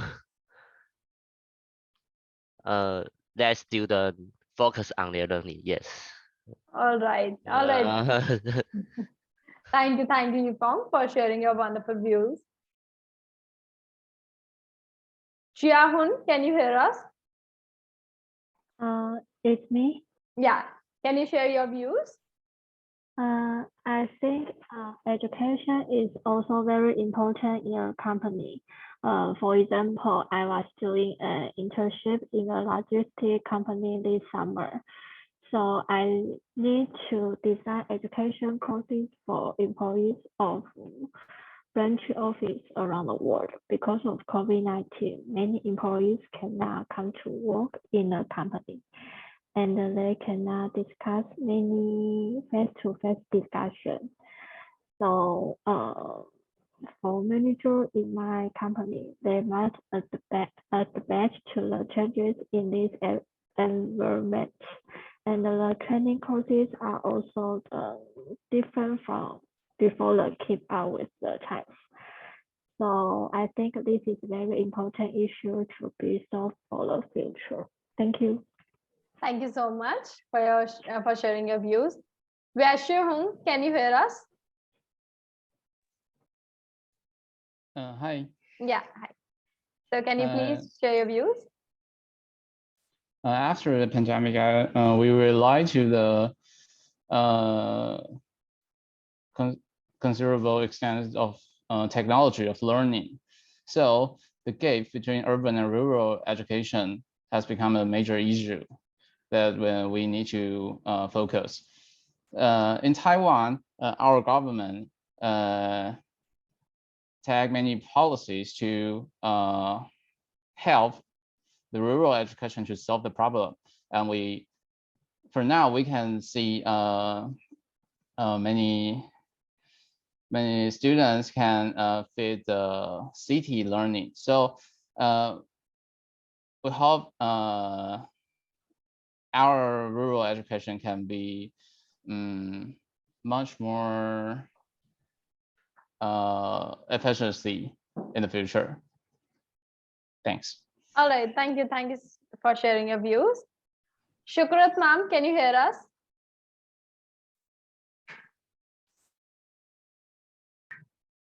Yes, I can hear you. Hi ma'am, how are you? I'm fine, and you too. Hello, everyone. Hello ma'am, can you please just share your views? Yeah, on the topic, the future of education being affected by the pandemic. All right, in Nigeria, we have a little bit age during the pandemic. It's the fact that the children are not used to the online learning. And then some of the parents too are not tech inclined. So when the children are at home, the parents find it difficult to assist them or walk them through the online section, which affects the learning and teaching. And some of the teachers too are not technically inclined. I find it difficult to walk students through during the pandemic. But the good part of it is that it actually help teachers to embrace technology, as the world has actually become a global village and we can't do without technology. The other aspect is that after COVID is actually phasing out, students are trying to balance up the online and the offline section. So they are actually shifting the method of teaching. So it's going to take a little time for them to really adjust. So why on the online programs, we find it difficult that some topic cannot be taught effectively. Like when you're going to explain titration for the students, they may find it so difficult to understand because it's a practical aspect. But for me, by and large, I believe the online and the offline section should be synchronized together so that the student can learn remotely and also they can equally learn online. It's a fantastic one. Thank you for having me, everyone. Thank you so much, ma'am, for sharing your wonderful views. Thank you, you, everyone. So now we'll just move forward to the conference.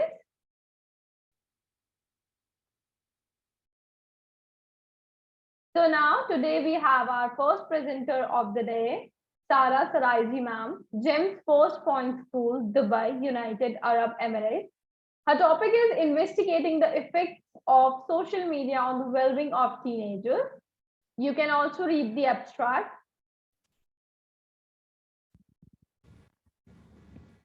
And now we'll just see the video presentation.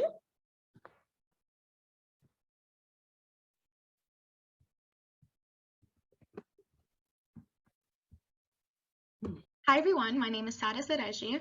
I'm a student at GEM's First Point School, and this is my research investigating the effect of social media on the well-being of teenagers.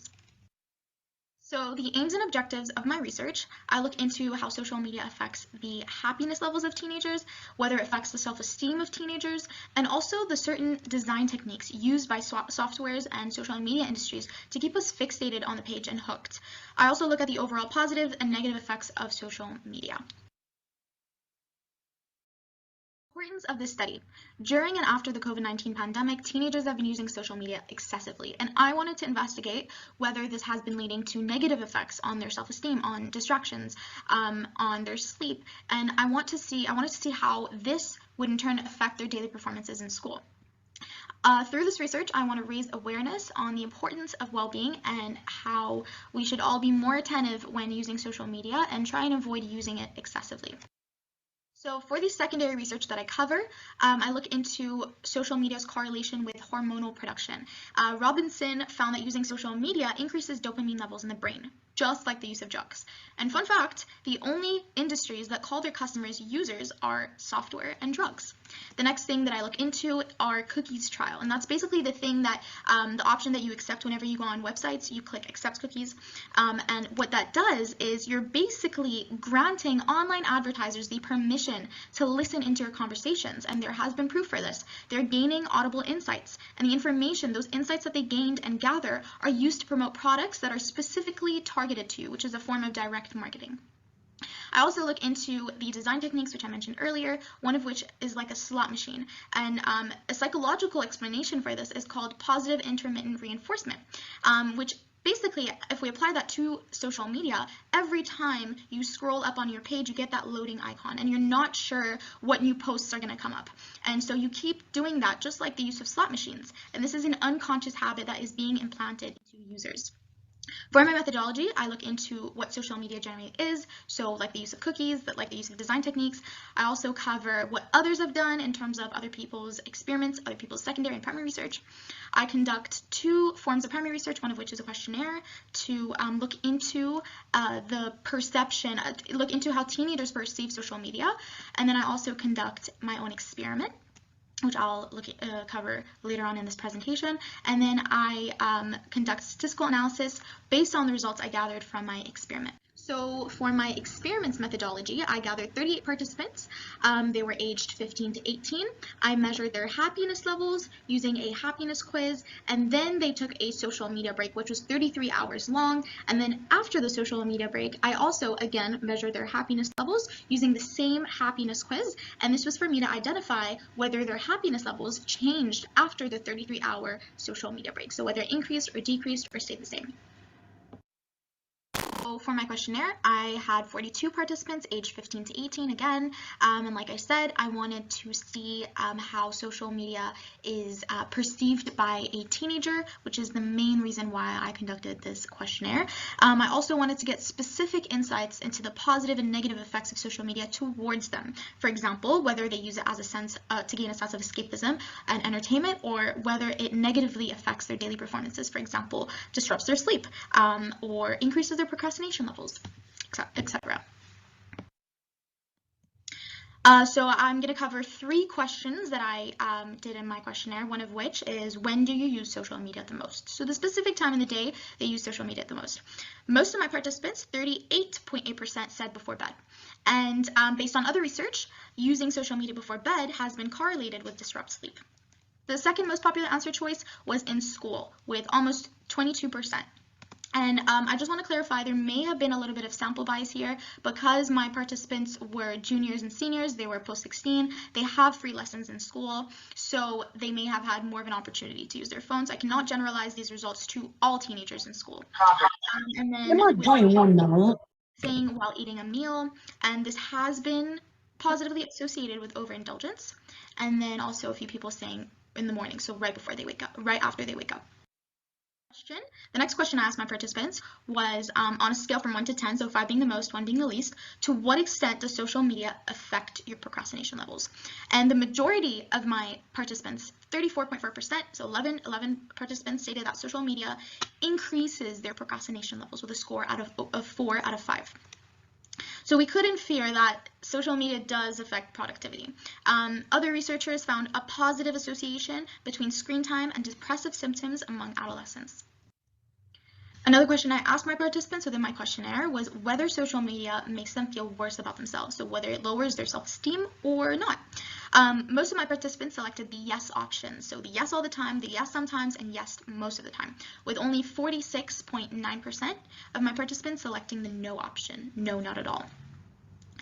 However, again, my participants, I cannot generalize these findings to all participants, so they're not really representative of all teenagers, since all my participants come from the same school, so there may have, in the same city, there may have been some cultural bias and some sample bias. On to my experiment. For the happiness score, I measured it using a happiness quiz from the Pursuit of Happiness website. The quiz is like a questionnaire, so it gives a score out of 115. The higher the score, the happier you are. Students completed this quiz before and after the social media break. Generally speaking, the average happiness scores of my participants increased by over 100% after the break, the 33-hour social media break. The standard deviation slightly increased along with the minimum and the maximum. Happiness scores. These are all happiness scores.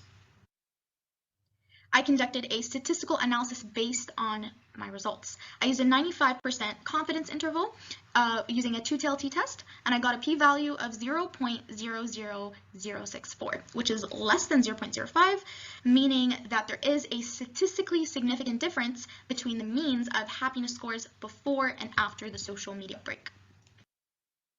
I conducted another two-tailed t-test after I split my results even further between males and females. I compared the means of happiness scores after the experiment between males and females, and I got a p-value of 0.874, which is higher than 0.05, which means that the averages between males and females are insignificant in difference. So I cannot conclude that one sex was happier after the social media break or less happy. To evaluate my experiment, I trusted my participants to not use social media. Also, I used a quiz to test their happiness before and after the social media break. There are other ways to test happiness levels which may be more valid. Also, since the quiz that I used is like a questionnaire, social desirability could have occurred, which is the tendency of an individual to not answer truthfully just so that they can present themselves in the best possible light. Ethical, I ensured my experiment was as ethical as possible. I gave all participants the right to withdraw anytime during the experiment. I also debriefed them, showing the aims and objectives of the experiment. The duration was only 33 hours. If I increased the duration, this could have led to different results. Individual differences could have occurred within my sample because they were all volunteers. That means that most of them could have had an extroverted personality, for example. They all agreed to take part in this experiment and so may share a specific characteristic. So this could have led to sample bias. To conclude, social media negatively affects teenagers' happiness levels. This could affect their daily performances in school, because I did look into how that disrupts their sleep, how that increases distractions, increases procrastinations. So it could be a way for them to escape from their responsibilities that are pretty important during that high school years. And these are evident from my results, my experiment results specifically, as there was a statistically significant difference with the happiness scores before and after the experiments. My results are in correlation with Frinzen and Egermont, Verdin, and Cruz's studies. My advice to everyone watching this, and especially teenagers, is to treat social media with extreme caution. Thank you all so much for listening, and I hope you enjoy. Thank you so much, Tara Sarajji ma'am, for your wonderful video presentation. And also, if anybody has any questions, please just put it in the chat box and the speaker will try to answer you that. Now we'll just move forward. Next up, we have our next presenter of the day, Lalji Ilara ma'am, Department of Political Sciences, University, Degli Studi, International Roma, Italy. Her topic is the city and the game, the role of the smartness. You may also read the abstract. And now we'll just see the video presentation.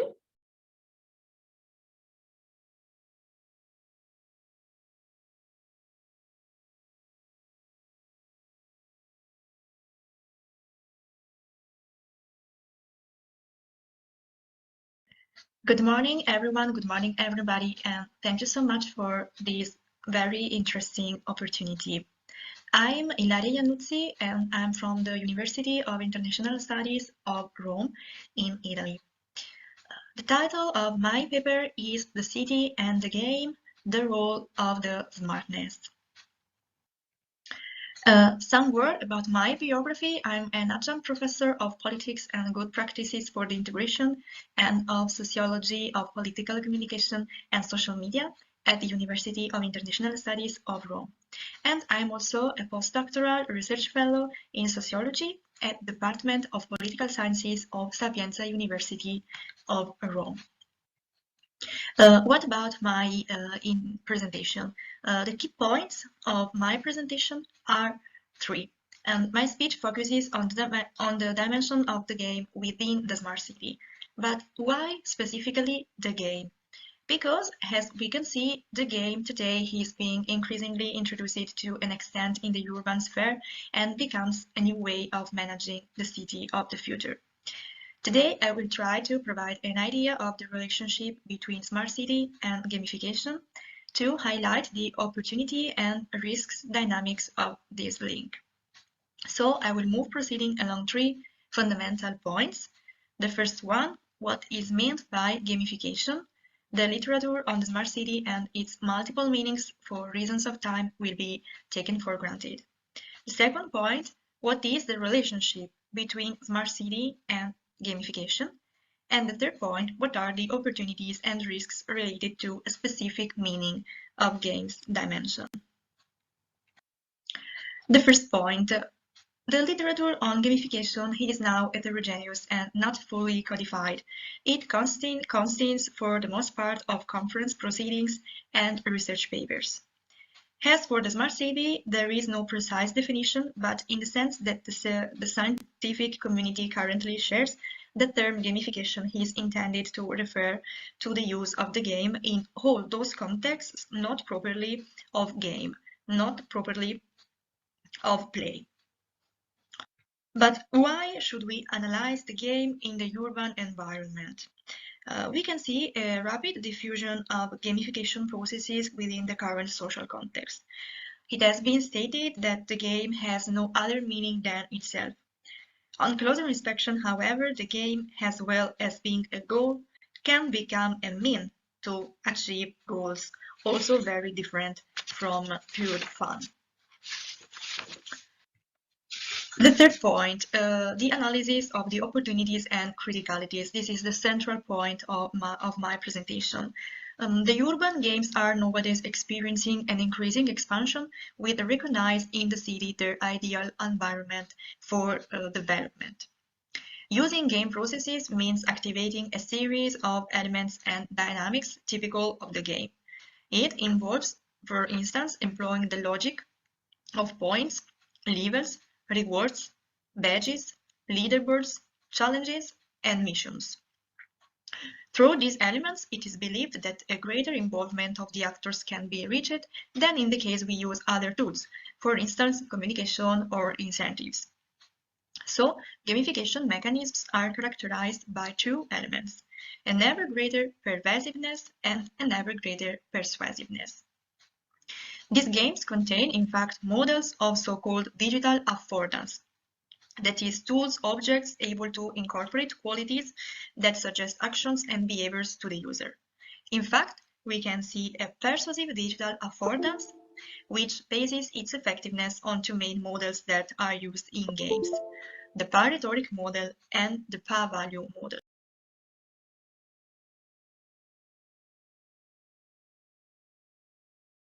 Exploiting the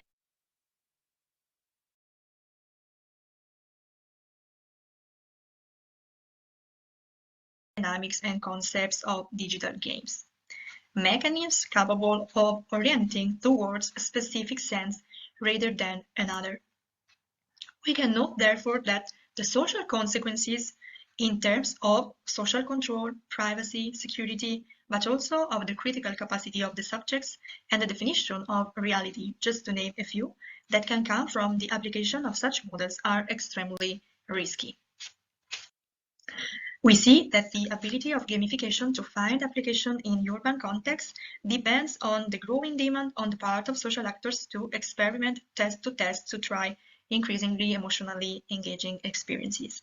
In this sense, the illusion of an endless life, the possibility of accessing the new game as many times as you want, makes the game a reality in which it is increasingly exciting to take refuge. It is, in other words, entertainment that becomes the current connective tissue of global society. Smartification through this gamification practice seems to be an economic mechanism and oriented to efficiency as the final goal. The search for game spaces, in fact, can become, and this is what is happening, a real market. The smart city, in this sense, can represent a valid example of what is defined as corporate storytelling or a corporate narrative which considers spaces by virtue of their ability to originate economic opportunity. This is also what happens in the use of game in work. Let's think, for instance, of the electronic whip so renamed by the underground workers of the Disneyland Resort Hotel in California. The digital board shows the work of the laundry workers. It constantly measures their productivity and takes on different colors based on speed with which the laundry is washed, dried, and folded. Supervisors set goals, and if you are in line with them, your color appears green. Otherwise, it becomes yellow or red, depending on how far your productivity moves away from the set target. These are, of course, only a few examples, but they allow us to reflect on the extent of consequences that the distortion of the logic of the game can generate. I move rapidly to the conclusions. Although the gamification of urban contexts can lead to a greater involvement of the inhabitants in the public sphere, on the other hand, there are several risks that should be analyzed. One of the greatest risks is the reduction of the complexity that the game entails there. Although at first glance it may seem desirable, from a critical point of view, it can generate a classification of the social actors through the categories of the game. For instance, good and bad, based on appropriate and inappropriate behaviors. Good if you earn points, accumulate bonuses, overcome with agility the various levels and challenges that the game proposes. Bad if you don't earn the same results. It is a dichotomy that, far from remaining confined to the context of the game, risks giving rise to new forms of exclusion and social stigma, as well as representing a new insidious form of social control, capable of affecting privacy and freedom, but also one's status and rights. So it can be important to analyze processes that employ leisure, fun, and recreation, changing the constitutive meaning dimension of these areas, bringing them to an economical and efficient logic. The game represents one of the fundamental ways in which, as Mongardini states, we can do society. But the shapes that this constitution can take, however, as we have seen, can be also very different from each other and far from the game as understood in the common sense. Here are some references, the first page and the second page. And these are my email addresses. So thank you very much for your attention and for this opportunity. Thank you so much, Lanuji ma'am, for your wonderful video presentation. And if anybody has any questions, they can just put it in the chat box and the speaker will try to answer that. So now we'll just move forward with the conference. Our next presenter of the day is Wee Shehong, Graduate Institute of Human Resource Management, National University of Education, Taiwan.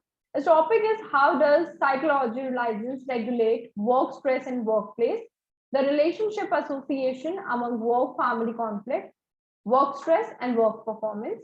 You can also read the abstract. And now we'll just see the video.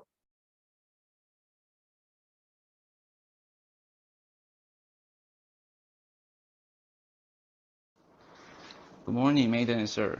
I'm Wei Zhehong, a master student from National Zhanghua University of Education in Taiwan, and my major is Human Resource Management. Today, I'm going to present the article subject, How does psychological resilience regulate work stress in workplace? The relationship association among work-family conflict, work stress, and work performance. Our research team members, all from National Zhanghua University of Education, are Ji Jielin, Renzhen Wang, Min Shi, and me. This page is the table of contents.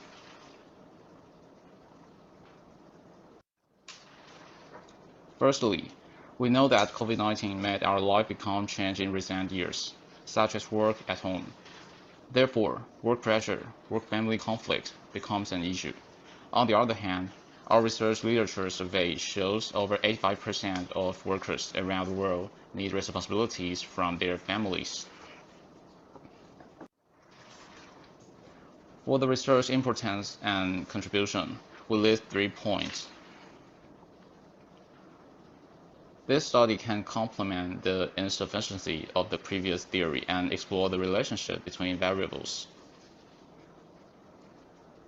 This study uses work stress as a mediator to explore the impact of work-family conflict on work performance and through work stress. This study suggests that companies should pay more attention to the management of employees' psychological stress and conflict.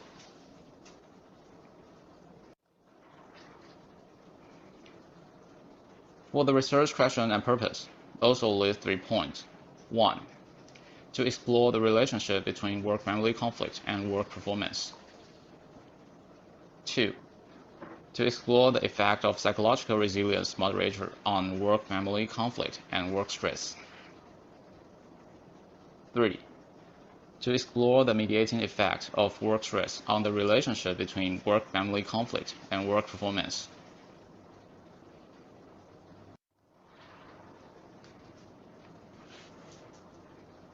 According to the literature research, we draw the research hypothesis.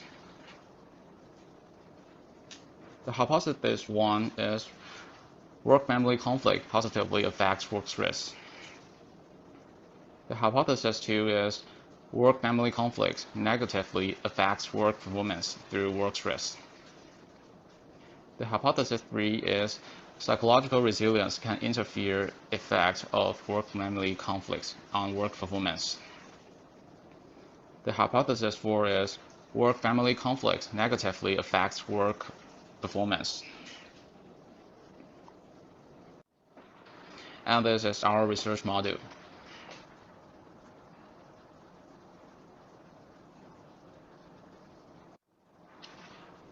For the method, sample, and procedure, use anonymous questionnaire to do the research.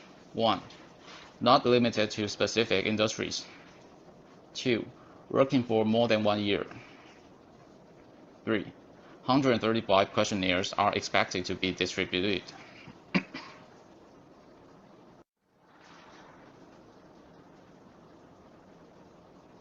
For the method measures, all use a 5-point Likert scale and Cronbach alpha higher than 0.8.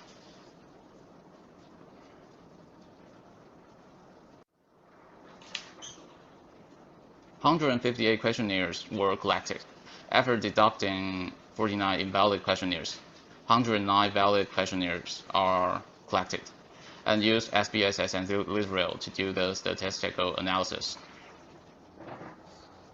Confirmatory factor analysis shows work-family conflict was negatively correlated with work performance and psychological resilience, and positively correlated with work stress. Job stress was negatively correlated with psychological resilience and job performance. Psychological resilience was positively correlated with job performance.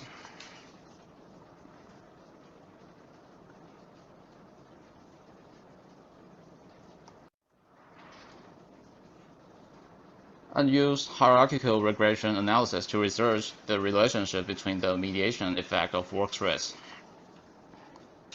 We adopted 3 steps to examine intermediary effect from Barry and Kenny in 1986. First, we confirmed that the work-family conflict and work stress can predict work performance separately. Secondly, we confirmed that work-family conflict can predict work stress. At the same time, after regression analysis of work-family conflict and work stress, check whether the prediction effect of work-family conflict on work performance is weakened by the addition of work stress.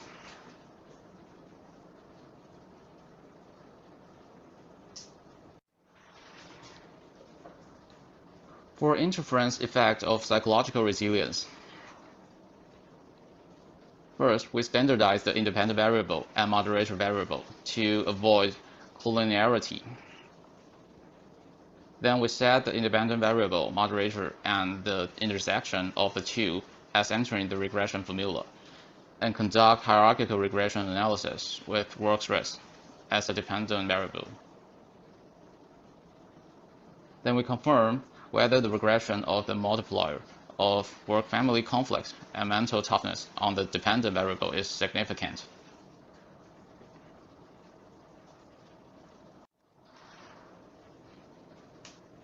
Therefore, here are results of our research. The hypothesis 1 and hypothesis 2 are valid due to our results, and others are not valid.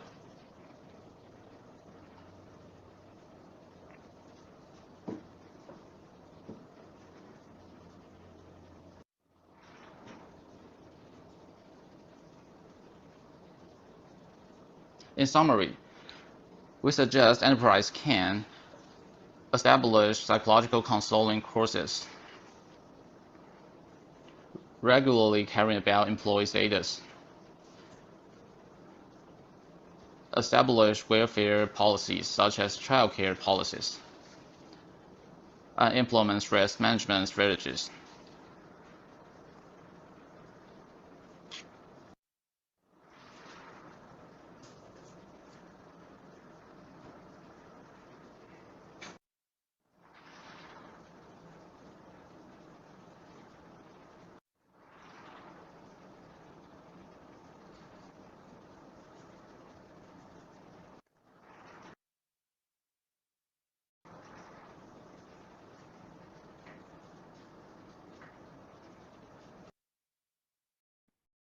Thank you, Wei Shi Hong, for your lovely video presentation.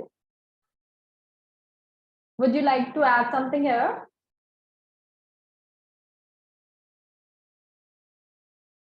Okay, then if anybody has any questions, they can just put it in the chat box and the speaker will try to answer you there. Moving ahead with the conference. Next up, we have our next presenter, Maria Teresa Matriano, Center for Postgraduate Studies, Department of Management Studies, Middle East College, Muscat, Oman. Her topic is the readiness of academic institutions in Oman for the fourth industrial revolution skills. Let's just see her video presentation.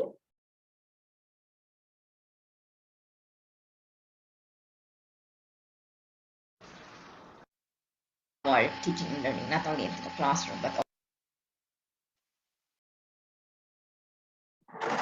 good morning.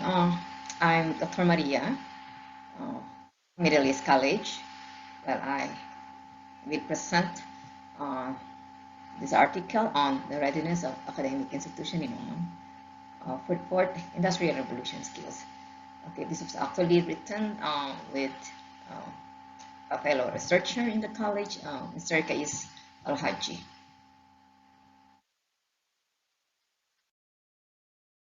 Okay, well, industrial revolution, well, actually right now we are on 4.0.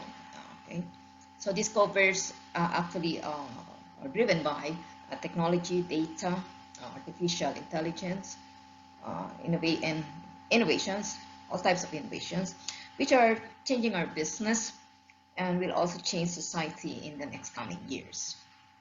So here in the slide, so we can see actually the start of the Industrial Revolution from 1784. Okay, so and we call it Industrial Revolution 1.0. And then of course the second season actually came in 1870. This Industrial Revolution 2.0. And then the 1969 Industrial Revolution 3.0, and then right now we are on Industrial Revolution 4.0. Again, where we say that we have this is characterized, with access of data anywhere. Okay, we can access data information from remote location with the help of application, mobile devices. Okay, this is a new phase in Industrial Revolution that introduced intelligent networking of machines and processes for industry with the help of the information and communication technology.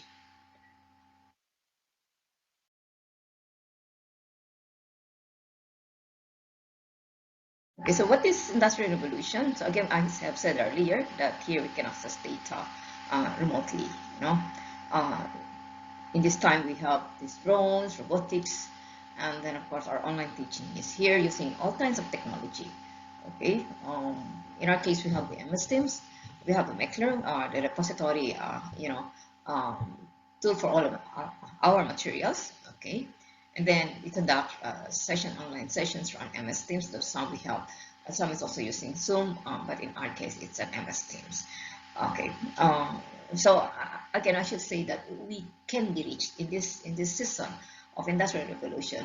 Technology, rather learning, the learning and the teaching is available anywhere. Okay, as this has been influenced by extraordinary advancement in technology.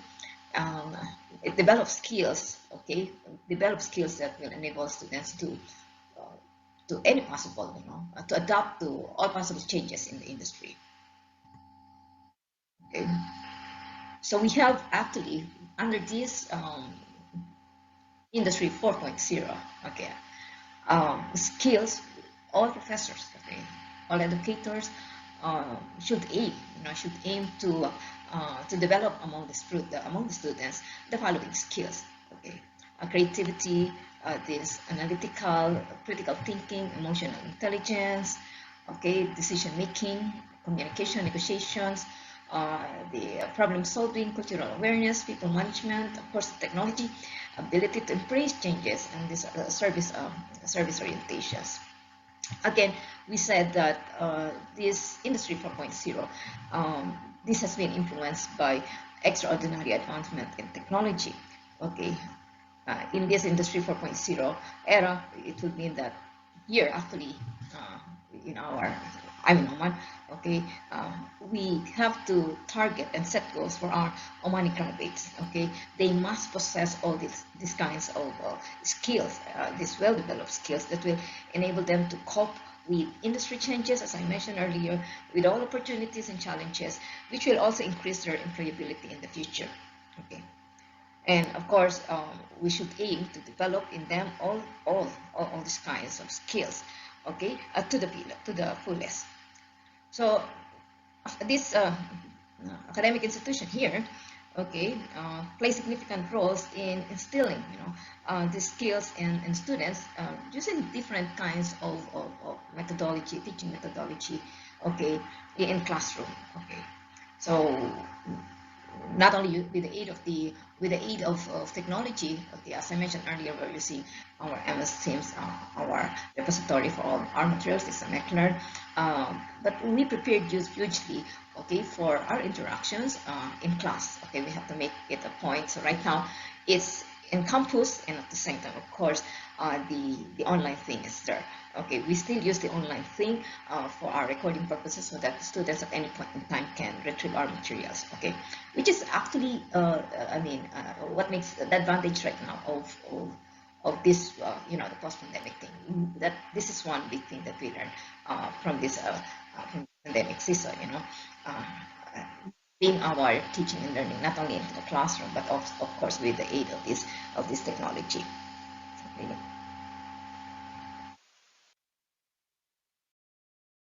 Now, how our the higher education institution, okay, will prepare for this fourth industrial revolution. Though my paper focused on Oman, but I saw it as these things are actually applicable globally. Okay, now I said for number one, okay, from my research, that we should redefine the purpose of education. Okay, so we have to educate students to give them skills for life. Okay, to get ready for whatever changes, at work. Okay, so nowadays colleges need to prepare students to do anything, as in anything, not only doing the classroom activity, not only doing participation in the class, not only adapting, developing skills to different kinds of technology, okay, but be able to see, okay, any possible changes that will happen 5 years from now, okay, because the world is changing so fast that what we do today will be very different, 5 years from now. The colleges that we have today will change significantly to shift from doing something to doing anything. Okay, the second actually is to focus on lifelong learning. Okay, so we need to focus, okay,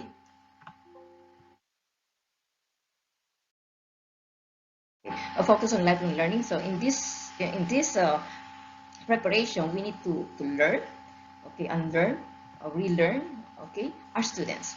The study says that 80% of the job that we have in 2030, okay, doesn't exist today. So we need to prepare our students to learn new skills, to change the skill sets, and this has to become part of our curriculum in this ability to adapt and learn new things. And then, of course, the third one is the thinking on how we train our educators. At the moment, our focus is on distilling information, and then teach students this information and remembering this information. Good teachers, okay, and good educators need to become excellent facilitators. Okay, let our students explore by themselves, and this is the big focus that we need to see in our educational systems right now. Okay, the fifth one is making our learning institution and make up places where our students will have the ability to experiment, to try new things. And if they fail, let us motivate them to try again, where they can use different tools and strategies and be able to learn from mistakes. Okay, the sixth one is our educational institution should be more internationally minded. Okay, we need to teach things from different perspectives. Let our students learn languages, okay, and techniques and strategies which will make them more competitive internationally. Okay, then we have to build practical skills as well that are in demand across industries and the globe. Okay, let our students learn languages, technologies, socializations with different cultures, business strategies of the globe. Okay, let them be digitally savvy and agile problem solver, an emotionally intelligent communicator, resilient leaders who could adapt to any situation. Okay, now what's the influence of this fourth industrial revolution to Oman education? Okay, there was adoption. Okay, there was adoptions of various teaching techniques and technology, both in the online and classroom teaching in Oman, which helps students to gain this industry revolution for skills. Okay, so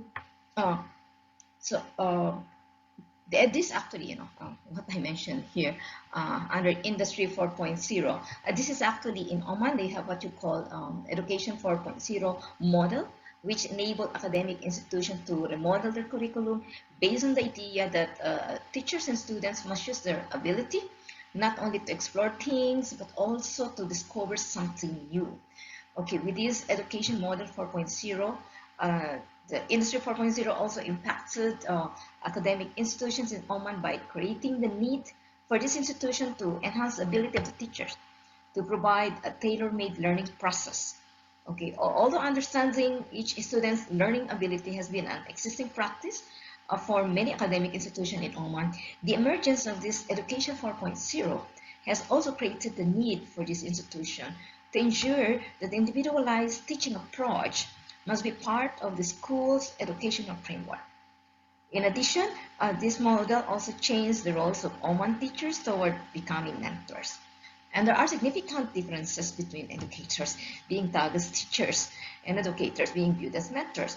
So unlike the usual teaching process, a teacher mentor in this age of Industry 4.0 is expected to offer supervision, support, and suggestions to his or her colleagues so they can improve their skills and develop themselves professionally. Okay, another impact of this Industry 4.0 in Oman education is the adoption of various techniques, okay, as what we have written there, in online education, which can help in gaining different fourth industrial revolution skills.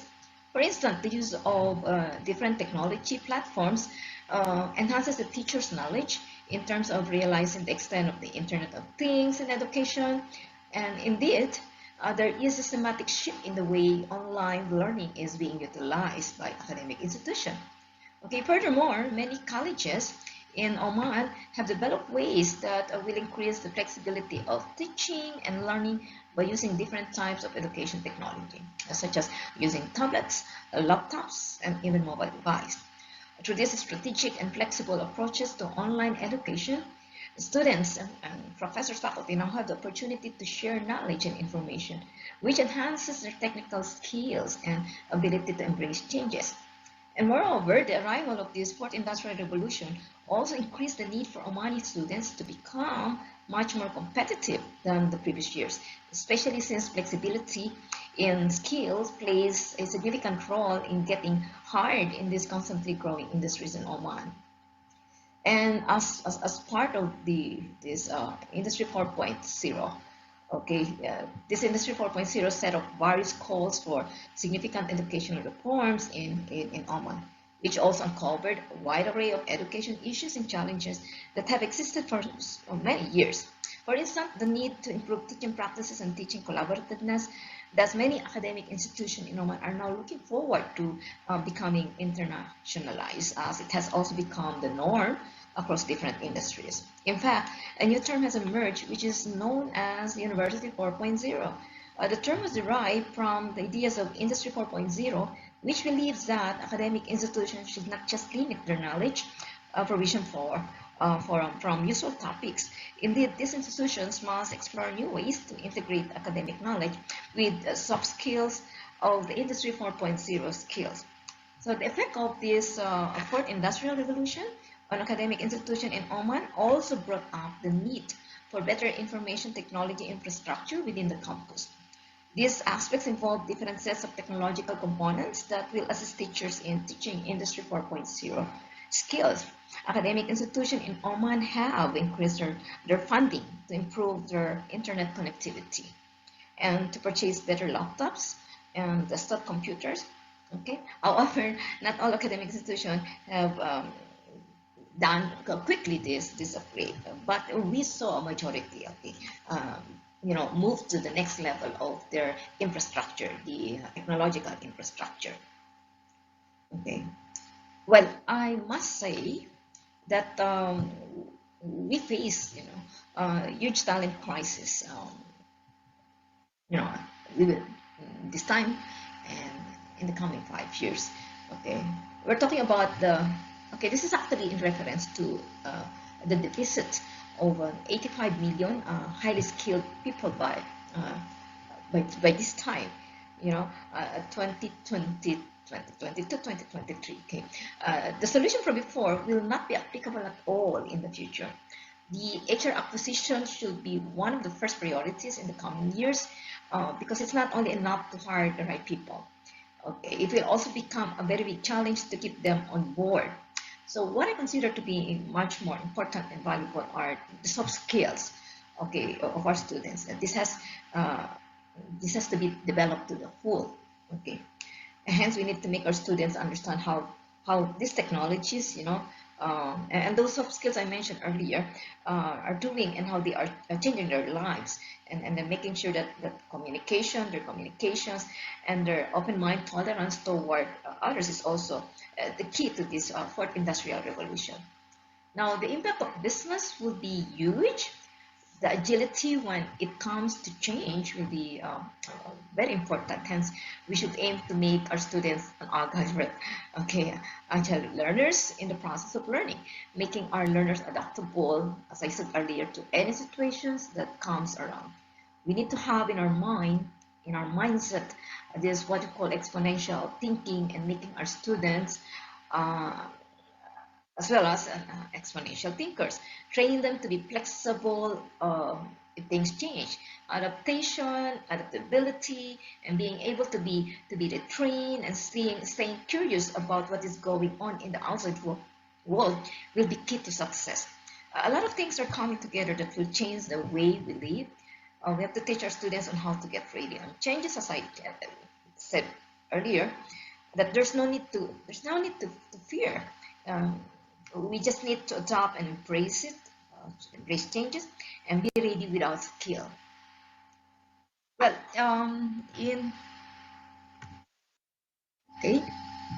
conclusion, all right, so I just want to say that the readiness of academic institution in Oman regarding this Industry 4.0 skills is a topic that helps understand other aspects surrounding this period of development.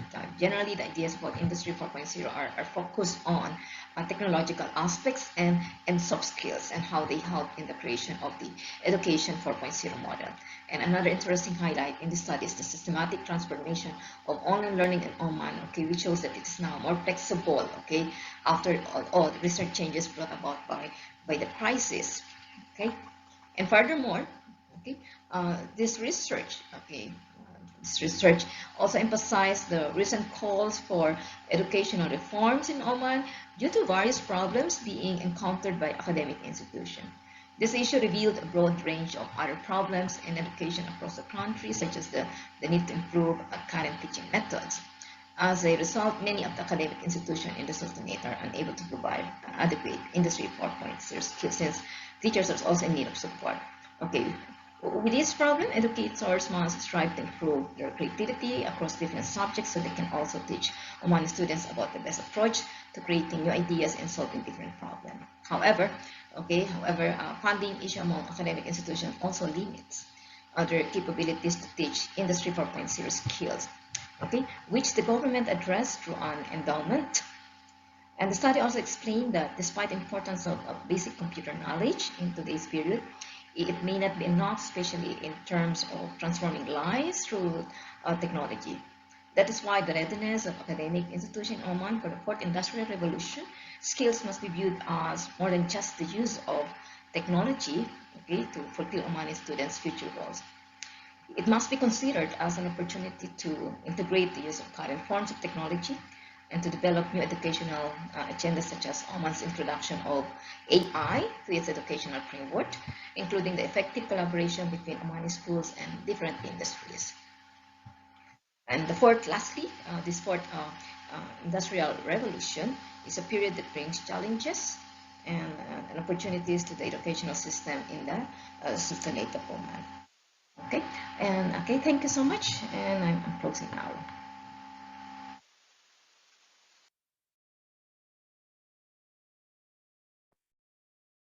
Thank you, Maria ma'am, for your wonderful video presentation. And if anybody has any questions, kindly just put it in the chat box and the speaker will try to answer you there. Moving ahead with the conference. Next up, we have our next presenter, Xiaoyun Chen, Graduate Institute of Human Resource Management, National University of Education, Xiaoyun, Taiwan.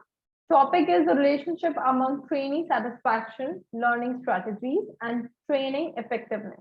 You can also read the abstract. And now we'll just see the video presentation.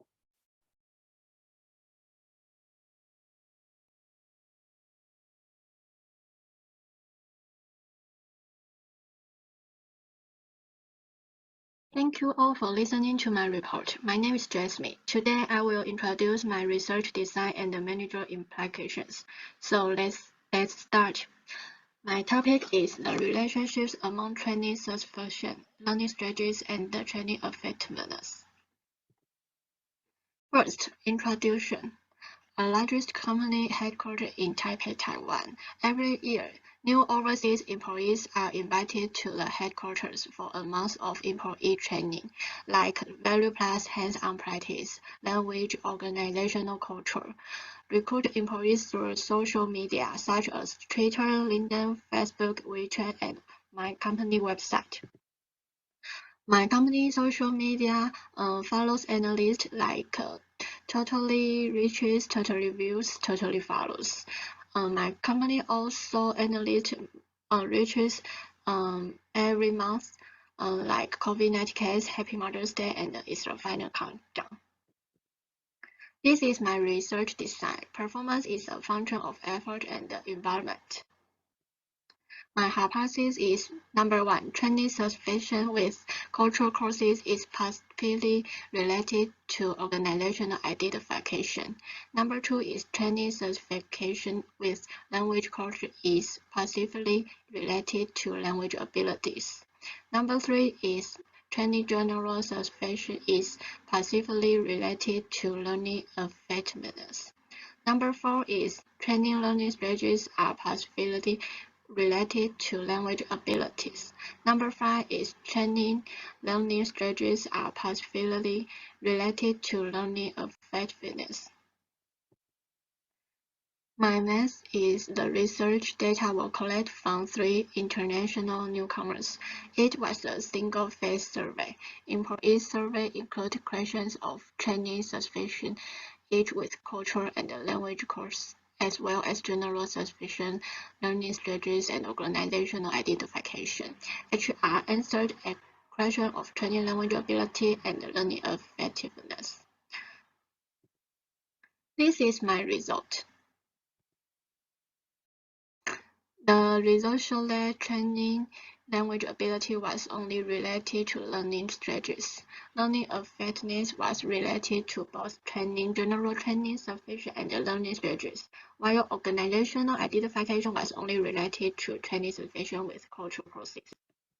My managerial implications. This study suggests that training effectiveness was determined by course design and training characters. IHR department should be cautious about which type of training outcomes to deliver. It is more cost-effective to select employees who are adept and strategies learning to attend language course.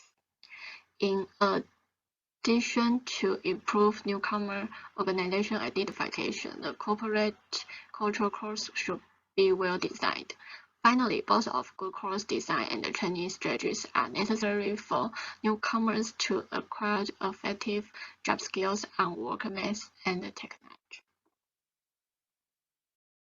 Okay, thank you for your listening.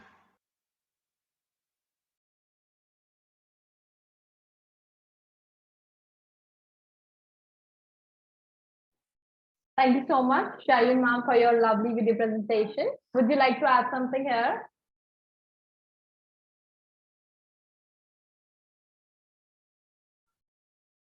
Ma'am, can you hear me? Okay, might be she is facing some technical glitches. All right, if anybody has any question, they can just put it in the chat box and the speaker will try to answer it there. Now we'll just move forward with the conference.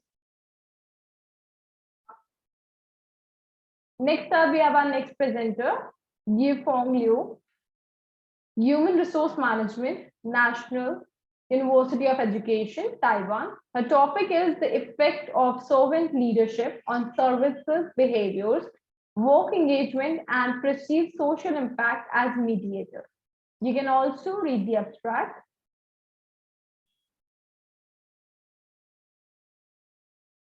And now we'll just see the video presentation.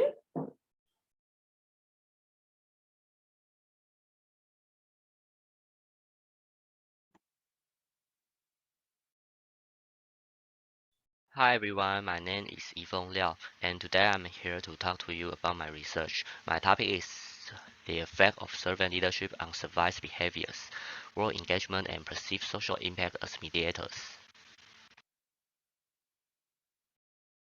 This is my content.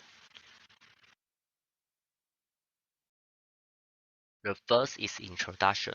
This research explores the relationship between servant leadership and service behaviors, as well as the mediating effect of work engagement and perceived social impact.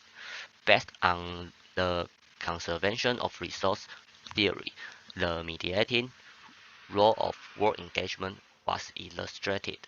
In addition, we adopted the social information processing theory to explain the mediating effect of perceived social impact. Servant leadership provides emotional and instrumental resource for followers to accomplish tasks. According to conservation of resource theory, employees who have job resource will be motivated to work. Hatter, Smith and Hess, 2002, noted that supportive leadership increased employee work engagement. Schaft et al. 2006 argued that work engagement predicted role behavior. In addition, Van Dredonk et al. 2014 explained that servant leadership improved employee role behavior via intrinsic motivation.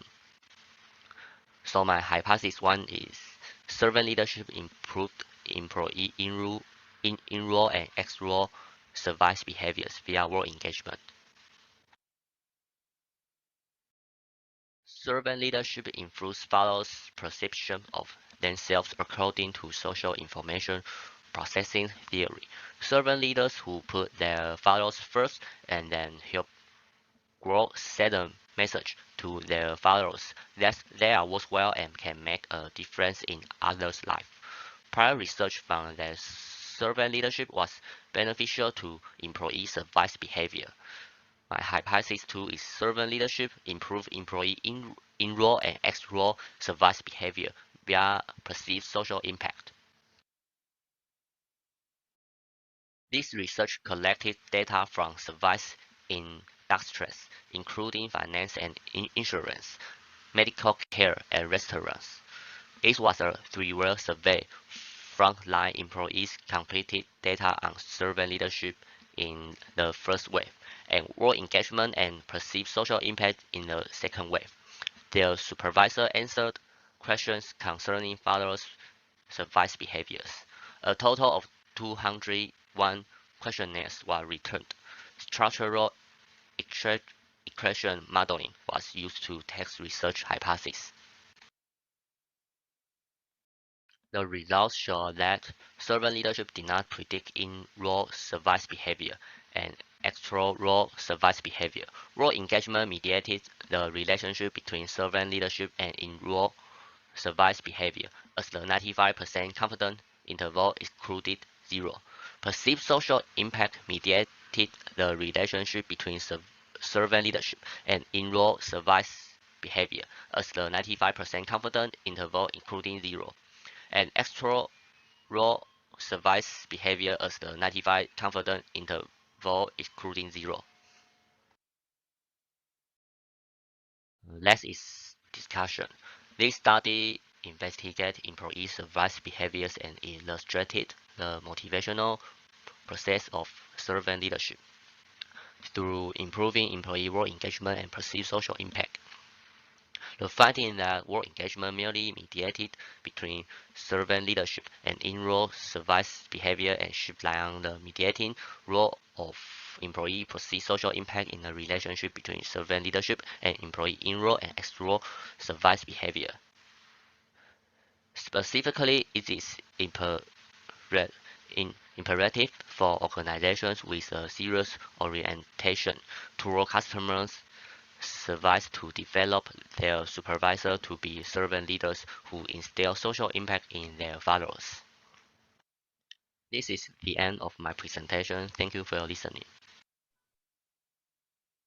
Thank you, Yipong sir, for the lovely video presentation. Would you like to add something here?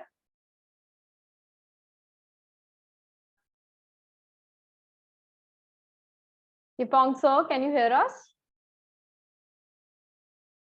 Yeah, would you like to add something? No. All right. All right, then if anybody has any question, they can just put it in the chat box and the speaker will try to answer you there. Moving ahead to the conference. Our last presenter of the day is Shukurat Edehosha Sopairi ma'am, Faculty of Education, National Open University of Nigeria, Lagos, Nigeria.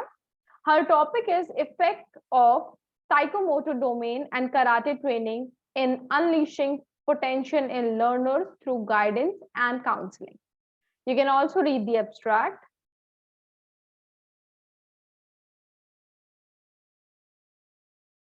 Okay, now, Shukurat ma'am.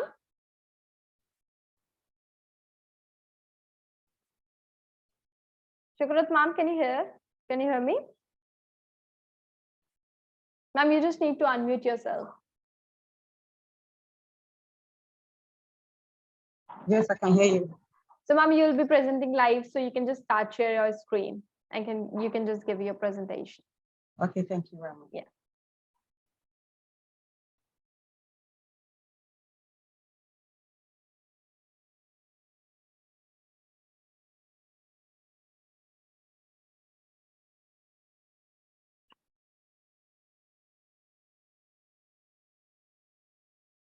Mhm.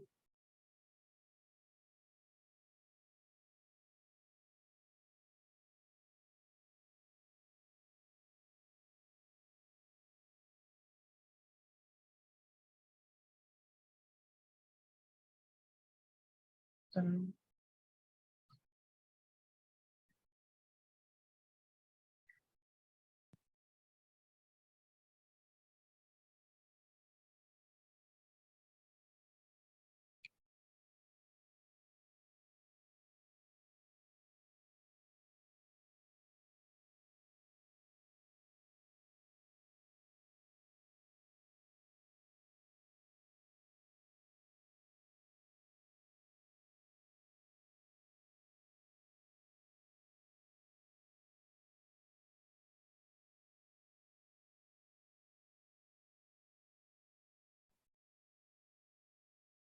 Ma'am, we can't hear you.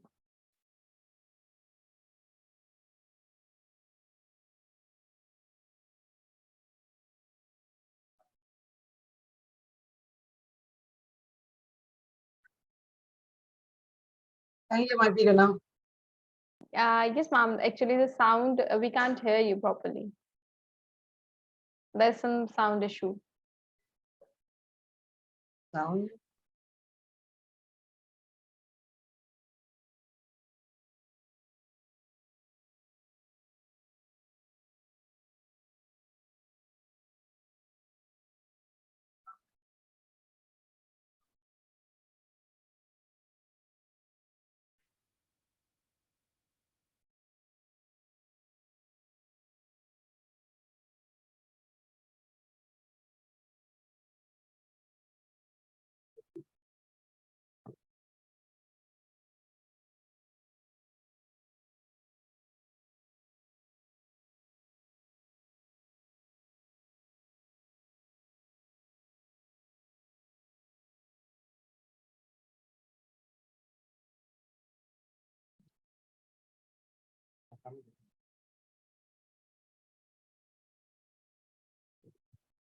Please, can you hear me? Yes, ma'am, we can hear you, but actually in presentation, we can't hear your sound. Okay. Yeah. A minute, sorry.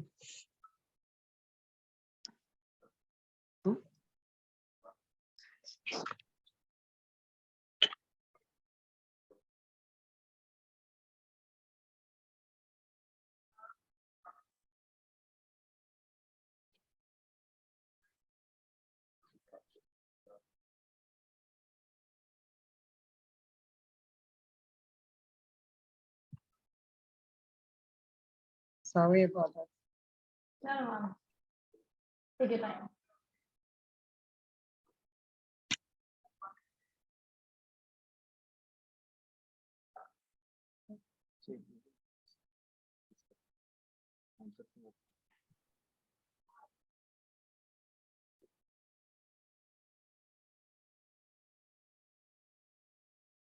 Sorry.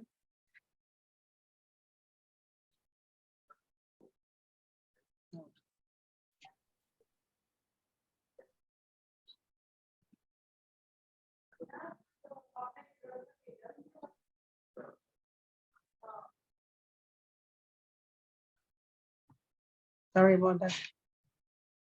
No, ma'am, there is no issue, ma'am. You can just take your time. No problem. Okay, okay, it's okay now.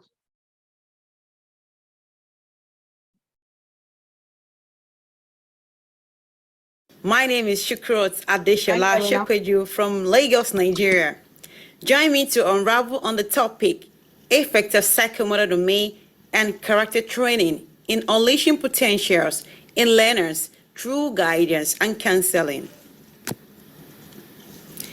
I'm an highest rated professional teacher with over a decade of teaching and learning, award-winning and a visionary educational leader, offering extensive experience in managing, developing, and streamlining educative education program processes, spearheading educational program policy and initiative to strive for school growth.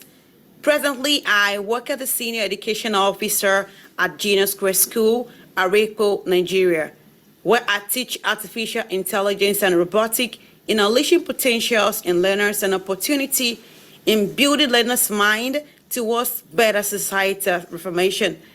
I'm the former vice principal academic at Wami International School, Lagos, Nigeria. I'm a BSc holder in computer science from the National Open University of Nigeria.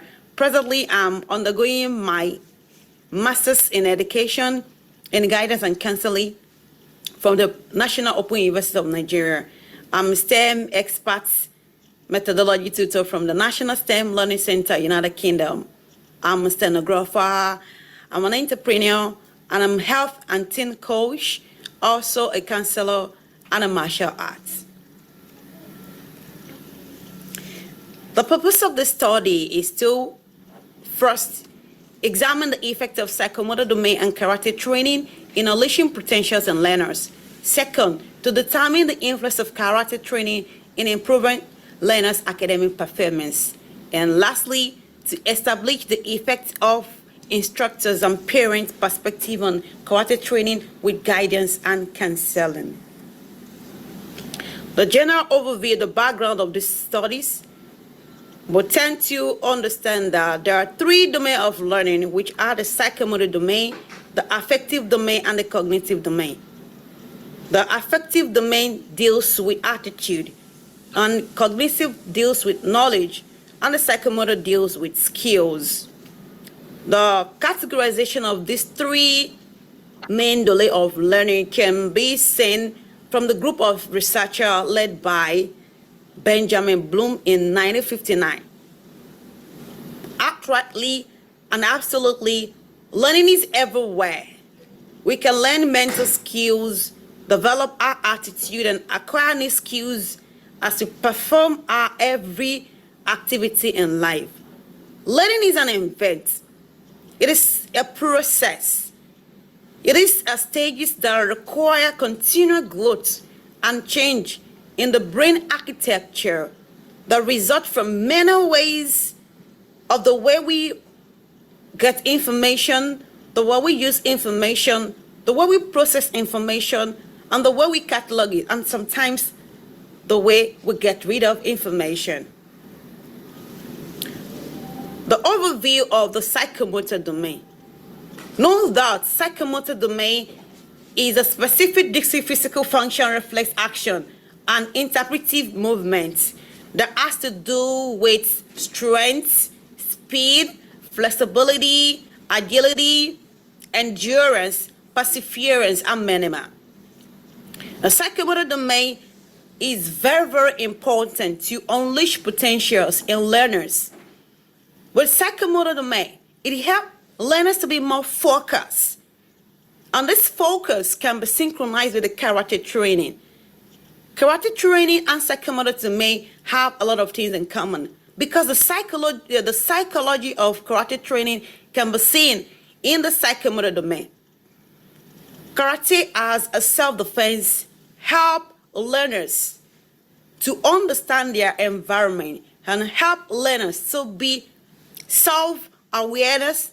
It helps learners to understand that they are in an environment that they need to study to understand so that they can be stable, so that they can absorb everything in their environment with positive mind. The cognitive domain, the affective domain, and the psychomotor domain help learners to improve on their physical and mental well-being. From these studies, karate as a self-defense help learners to be able to make use of their mind and body and soul under control with the instruction of the teachers, the parents, the elders, the school policy, and many more. Karate is an oriented system of unarmed combat using the hand and feet to deliver a widely practiced as part of sports. This is a form of martial art that help learners to develop patience, self-discipline, courage, confidence, coordination, strength, calmness, flexibility, focus. All the skill mentioned can be seen in the psychomotor domain of learning, which can be synchronized with the cognitive and affective in order to make teaching and learning to be effective and unleashing potentials in learners. Karate also helps to reduce negative thoughts, and also it helps the learners to understand the peaceful conflict resolution way of giving solution to problem, in some cases without the help of the teacher or the parent. With karate, they are able to understand the self and the environment in which they are. When learners understand themselves and the environment they are, learning becomes easier and life becomes fun for them to be. The psychomotor domain actually is a fantastic tool based on this research. From our findings and the research and the summary from this work, there are 20 respondents, we make use of 20 respondents, and from the results, it is obvious that learners have heard about karate, but they don't really understand, they don't really know the benefits of karate, which naturally give them the fear of being injured during the training. From the research, it is obvious that the psychomotor domain, if well balanced, it will make them to become a true and balanced adult.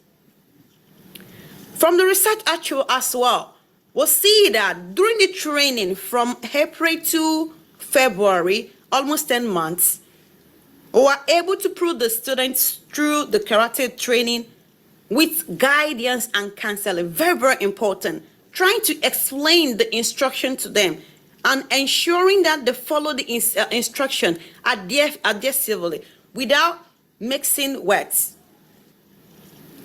From that research, it depicts that 20% of those learners improve in their academic performance, which is obvious that karate is a tool to help learners improve in their academic performance, and which makes them to be a balanced child. Based on exposure and experience, parents feel that when their children start karate training, they become violent. No, that was according to my research. But when children undergo karate, they tend to understand the techniques, the way, the method of coping with violence rather than being violent.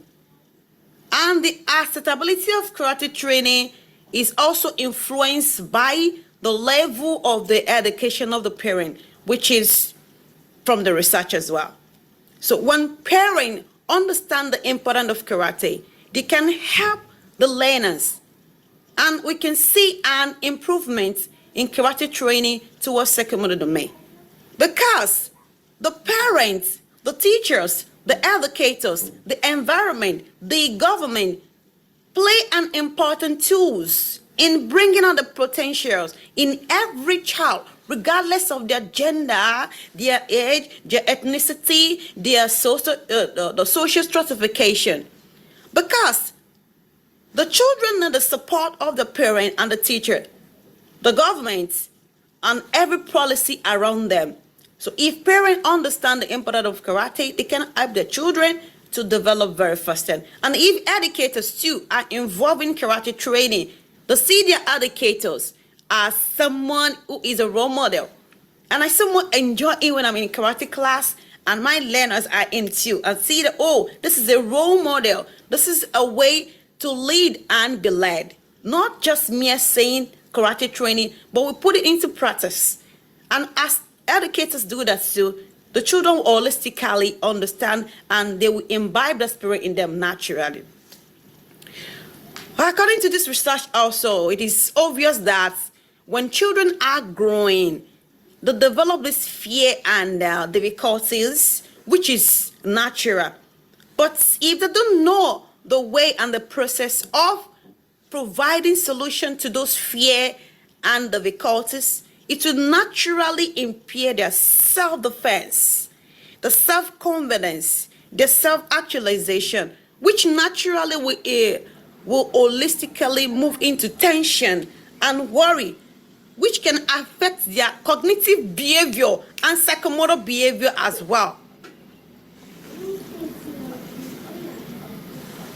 In conclusion and recommendation, the three areas of learning domain, which is the affective, the cognitive, and the psychomotor, need to be put into consideration in order to develop a real and true character in children, especially in karate, the psychomotor domain, which is a crucial instrument in karate training, and which alongside when it's been under the guidance and counseling, it's naturally help children to have self-control, discipline, respect, focus, improve concentration, and coordination, regardless of their age and their gender. It also makes them not to be a bullied or being bullying this person. Parental involvement cannot be overemphasized when it comes to the psychomotor domain and karate training, which serve as an impetus to bring out the true character in every child. So the level of their practice at home will naturally have a way and naturally pave a way for them to improve in their academic performance without being violent. The instruction given during karate section is very, very important. And once children follow this instruction adhesively, naturally it provides them with a personal security, which prevents them from being a rape victim, which prevents them from being in a circumstances that is unpleasant, which also help them to provide a peaceful conflict resolution when they are in trouble. With proper counseling and direction from instructor, karate training efficacy and psychomotor may improve learners' academic performance. And also, the government should provide assistance to school, particularly in the case study used by the research, in order to get more instructors with sound mastery that will empower children with karate training and psychomotor domain in encouraging learners, in unleashing potentials in learners through guidance and counseling. It should be emphasized that this studies does not really cover the possible angle due to time. The data collection restriction prevent it from being a very conclusive research.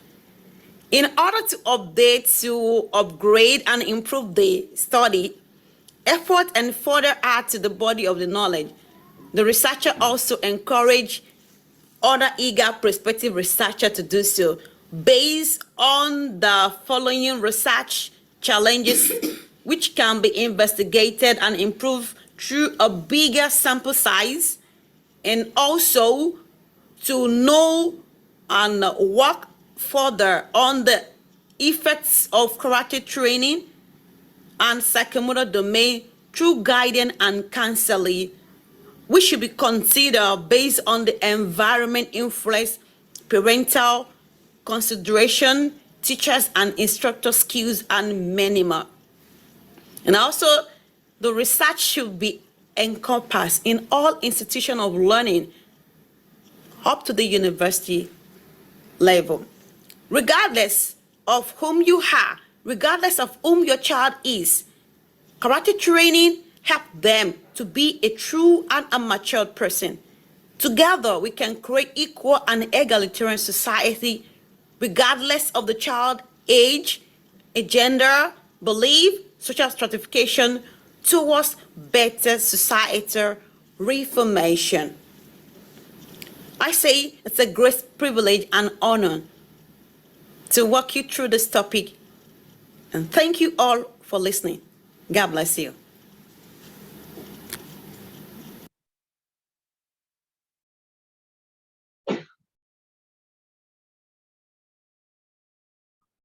Thank you so much, Shukrat ma'am, for your wonderful presentation. Ma'am, would you like to add something? Thank you very much. I was actually listening through the recording, and there was a bit of information misconception there. It had to be 200 responded, and I made mention of 20 responded. And that's also. Thank you very much for having me. You're most welcome, ma'am. Thank you so much. And also, if anybody has any question, they can just put it in the chat box and the speaker will try to answer it. So now, I would just like to thank everyone with a great pleasure and enthusiasm. I would like to conclude that the conference was a great success. Many people have contributed in different ways to turn this event into a smoothly running conference with a very interesting presentation. This conference has resulted in good discussion and networking. I owe my gratitude to all the presenter and patient listeners, to the coordinators and the whole staff of Eurasia Research for their constant support.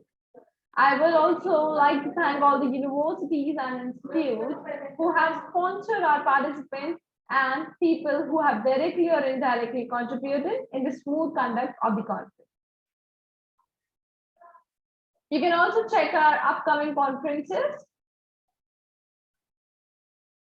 All right, thank you everyone for joining our conference. And I would just like to quickly take a feedback from all of you. So we'll start with Dr. Samuel. Dr. Samuel. Yes, thank you, madam. Yes, today's conference was very well organized. It was a pleasure to listen to research and scholarly discussions from participants across the world. It was very enlightening, informative, and very enriching.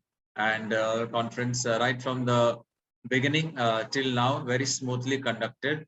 And I would like to be associated with this conference, this platform in future endeavors also. Thank you very much. Thank you so much, Dr. Samuel, for your wonderful words. Shukrat ma'am, would you like to give your feedback?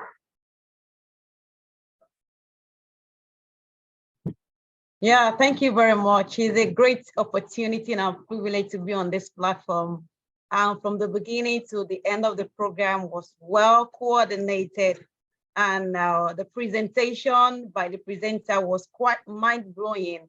I've actually learned from other presenters as well, and then how to be an associate of this platform. Thank you very much, everyone, for having me, and it's great to be an honor to be here. Thank you, everybody. Thank you so much, ma'am. Thank you so much for joining. Shayun, ma'am, can you hear us? It's me. Yes, yes, ma'am. Thank you for sharing today, and let me notice the aspect of knowledge. And I hope to have this wonderful speech next time to participate. Thank you. All right, thank you so much. Yifong, sir, would you like to share your feedback? Me? Yeah. Oh, yeah, I'm learn more.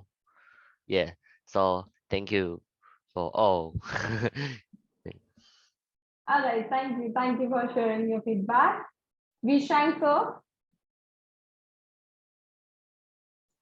It's me. Yeah. Would you Okay, like to share your feedback? I'm glad to have the opportunity to participate in such a workshop, and I have benefited a lot. Thanks. All right. Thank you, everyone. Have a great day ahead. Bye-bye. Take care. Thank you.